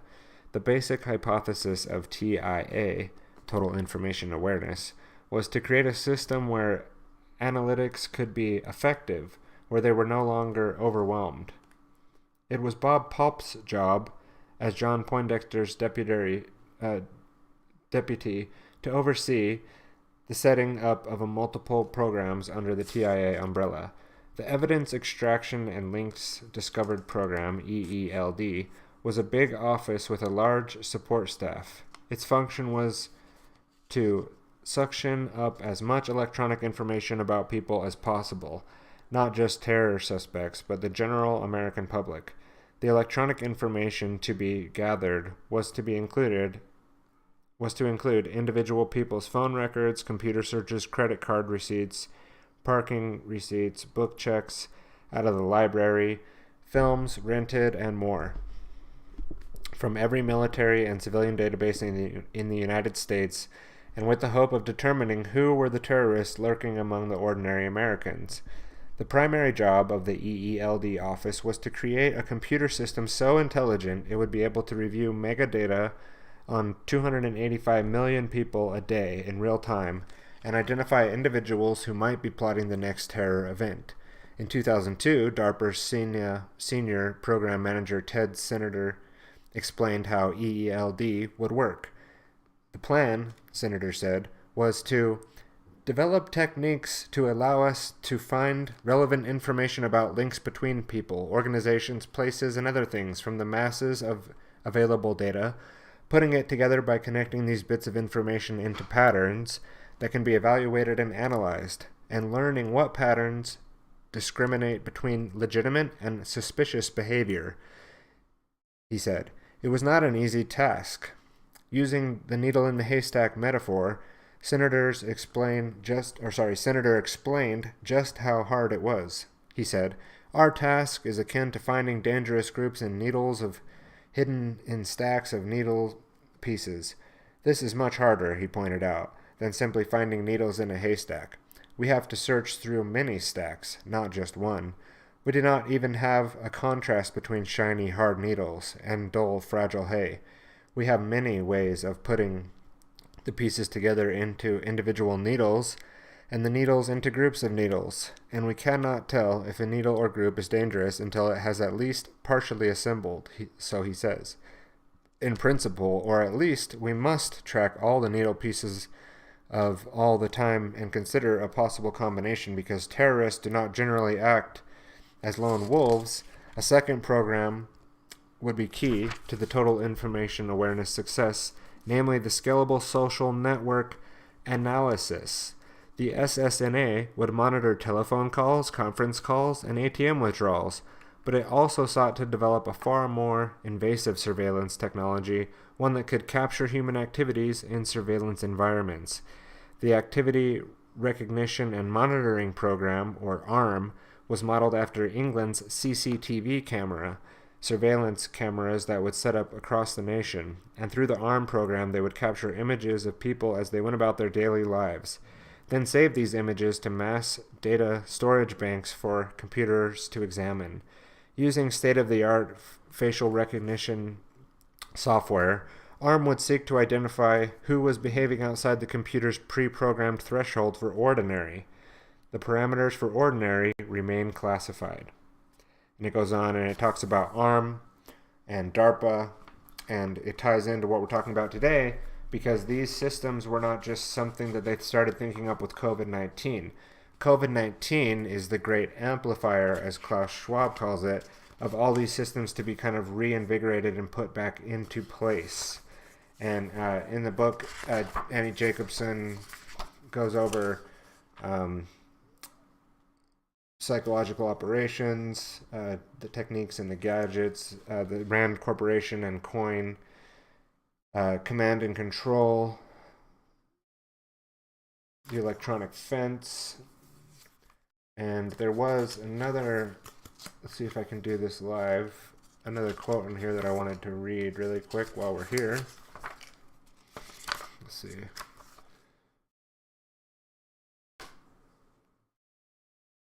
NORAD, Moon, possible false positives, Manhattan Project, Alan Dulles and the Dulles brothers, MK Ultra, not directly mentioned, but definitely in here, directed energy weapons, psychological operations, I think we're getting closer. Alan Foster Dulles, the Macy programs, Macy Dulles, Alan Macy Dulles. Okay, here we go. It was the CIA that was 3 years in the making. In fact, the word brainwashing had entered the English lexicon in September 1950, courtesy of the CIA, when an article written by a reporter named Edward Hunter appeared in a Miami newspaper. The news, "Brainwashing Tactics Force Chinese into Ranks of Communist Party," the headline read. Although Hunter had been a journalist for decades, he also worked for the CIA. He'd been hired by the agency on a contract basis to disseminate brainwashing stories through the mainstream press. Brainwashing, wrote Hunter, was a devious new tool being used by the communists to strip a man of his humanity and turn him into a robot or a slave. The very concept grabbed Americans by the throat. The notion of government mind control programs had been a mainstay of dystopian science fiction novels for decades. From Yevgen Zamyatin's 1921 classic We to Aldous Huxley's 1932 bestseller Brave New World. And I think We inspired George Orwell's 1984. But that was a science fiction. This was real, Hunter wrote. To be incinerated in a nuclear bomb attack was an ever-present Cold War threat, but it was also an abstraction, difficult to conceptualize on an individual scale. In 1950, the idea of being brainwashed, as if controlled by an evil wizard's spell, was somehow much easier to relate to. Brainwashing terrified people, and they wanted to know more. So, again, I recommend the book. It's not, you need to go and look in between the lines with this book. It's not going to give you every little link back, but they do bring up things surrounding MKUltra and the Nazis and the scientists that are experimenting on us still, and the whole DARPA operation and how it all ties together with what we're talking about today, and going back to originally showing you how the social media networks are working directly with the intelligence agencies who are getting all this data, and now they're here to save us and tell us how they're going to implement us with microchips, not to trace us, not to spy on us, but to save us, right? It's about our safety now and being able to travel and have this passport and things like that. So that's the CyberPentagon. That was a episode that got cooked up, just inspired by last week, where we talked about consenting to silence or being censored and being okay with that and not standing up and doing anything about it. Saturdays are kind of my new live streaming day where I'll go over stuff that I've uncovered throughout the week and then try to tie it back to a larger historical context, as well as give you the little bit of Tyler Bloyer flavor that you get when you go through my brain with this information and have it come out the other side. I also have a little bit of experience in the field of cybersecurity and networking. And so I've been learning and studying about DARPA from many different angles throughout over a decade now, and being able to relay this to you in a way that hopefully makes more sense, so that you're more understanding when people are saying like tinfoil hat sounding stuff about the government spying on us, that it's not conspiracy theory and it's not just fake news, that you can go read about, the implantable microchips that DARPA has planned for you now, and then go read Annie Jacobson's book on the Pentagon and the brain. Look up the sources and references in that. Go read about Alan Dulles and John Foster Dulles, and Alan Dulles being the head of the CIA for many years in the late 40s and 50s, and how those guys are connected in with a lot of this stuff, especially being a part of the CIA for that long, and what the Central Intelligence and the intelligence agencies are really set up to do. They're not here looking out for the bad guys behind every scene like they're saying in these cover stories, basically, of what these agencies are set up to do. It's far more in line with those mission patches that I was showing you from the NRO, and those plans that they have laid out of the life log, right? Life log was the idea of having the voluntary mechanism set up that you participate in, just going about your Internet of Things life now, where everything's ratting on you to the government, essentially. And through Operation Jedi, the Jedi contracts that Amazon has received, and they're going to be involved with the Department of Defense, working with the intelligence apparatus and the military apparatus while you're on your universal basic income, which you cannot receive unless you have your COVID-19 vaccine passport, taking these highly experimental, brand new, novel vaccines from DARPA, injecting nanochips into your arm. I mean, how dystopic is all of that? And that's why it's important to understand it from a more contextual history. I'm not saying I have all the history. I have a lot of blank holes too. But if you're not able to conceptualize and intellectualize what's being said here, then you're going to be victim to something really horrible in the very near future. And you want to be able to protect those around you and yourself and your health the best that you can without falling victim to these experimental things that the government and the military are planning for you. And part of that is also taking back your health. And Cassandra and I are working on a course right now called Alt Eats, where we'll explain the different trials and things that Cassandra's gone through throughout her life to get to a point of health where she's at now, where she's getting closer to a point of thriving, and the journey that she's taken to get there. And I'll be helping her with the technological side, recording and getting the course up and getting the videos out and distributed so that you can see them. And there'll be more about that, and there'll be more about the process of how I do what I do, being able to live stream and produce. And I have a whole course that I'm building to offer for free to people through within the Stones Media Network, all because I like to help people get their voice out there, and I am attempting to do the same and love working and helping other people to get important messages out there in this critical time for humanity. And other than that, guys, I think I'm going to call it there. I know I said I might try to jump into the Discord, but again, it's pushing up against that time that I have to go. We'll test that out at some future point. I really do appreciate those that were able to watch today and those that have supported the show in the past. Like, share, subscribe, and go and like and subscribe on the alternative platforms like Float, BitChute, Library, DLive, Twitch.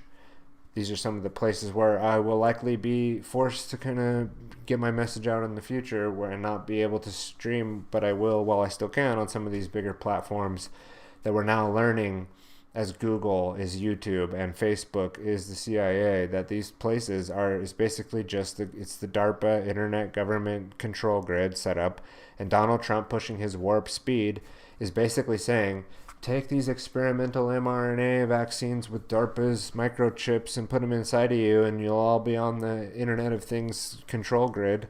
And he's pushing it through like no problem, not holding it back at all, no qualms about it, right?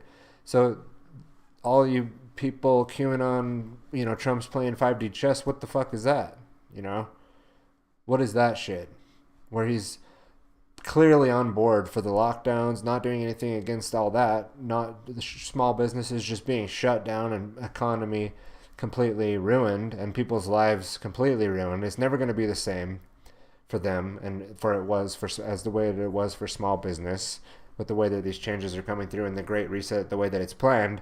Not only that, but here, take all this stuff that's going to completely integrate you into the technopoly, panopticon, not even panopticon, but more like THX 1138 type system, this dystopic, complete non-freedom system that Klaus and the inclusive capitalism gang with the Pope and Prince Philip are all on board to integrate, and they're doing it. So not a conspiracy, not fake news, not some rabbit hole that I've fallen in here.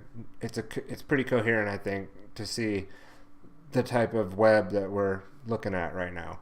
Now, the solutions to that we can go into, but we're not just all doom and gloom all the time. But this show was a long time. TylerBlair.com Stream of Consciousness was about kind of getting out of the movement traps, kind of reorganizing my own mission and plans and goals and how I wanted to proceed and do things, and more of like this kind of content, a little bit longer form, going into things a little bit more in depth and giving my analysis and perspective is how I see myself moving forward in the future as I continue to grow myself and learn and ask questions and continue to hopefully share with everyone, as I do that. So I think everyone should have their own Tom Green show. That's just my personal opinion. I think you should present yourself, not let others represent you. And with that, I'll go ahead and leave it there. Appreciate everyone's time today, and you guys have a good one.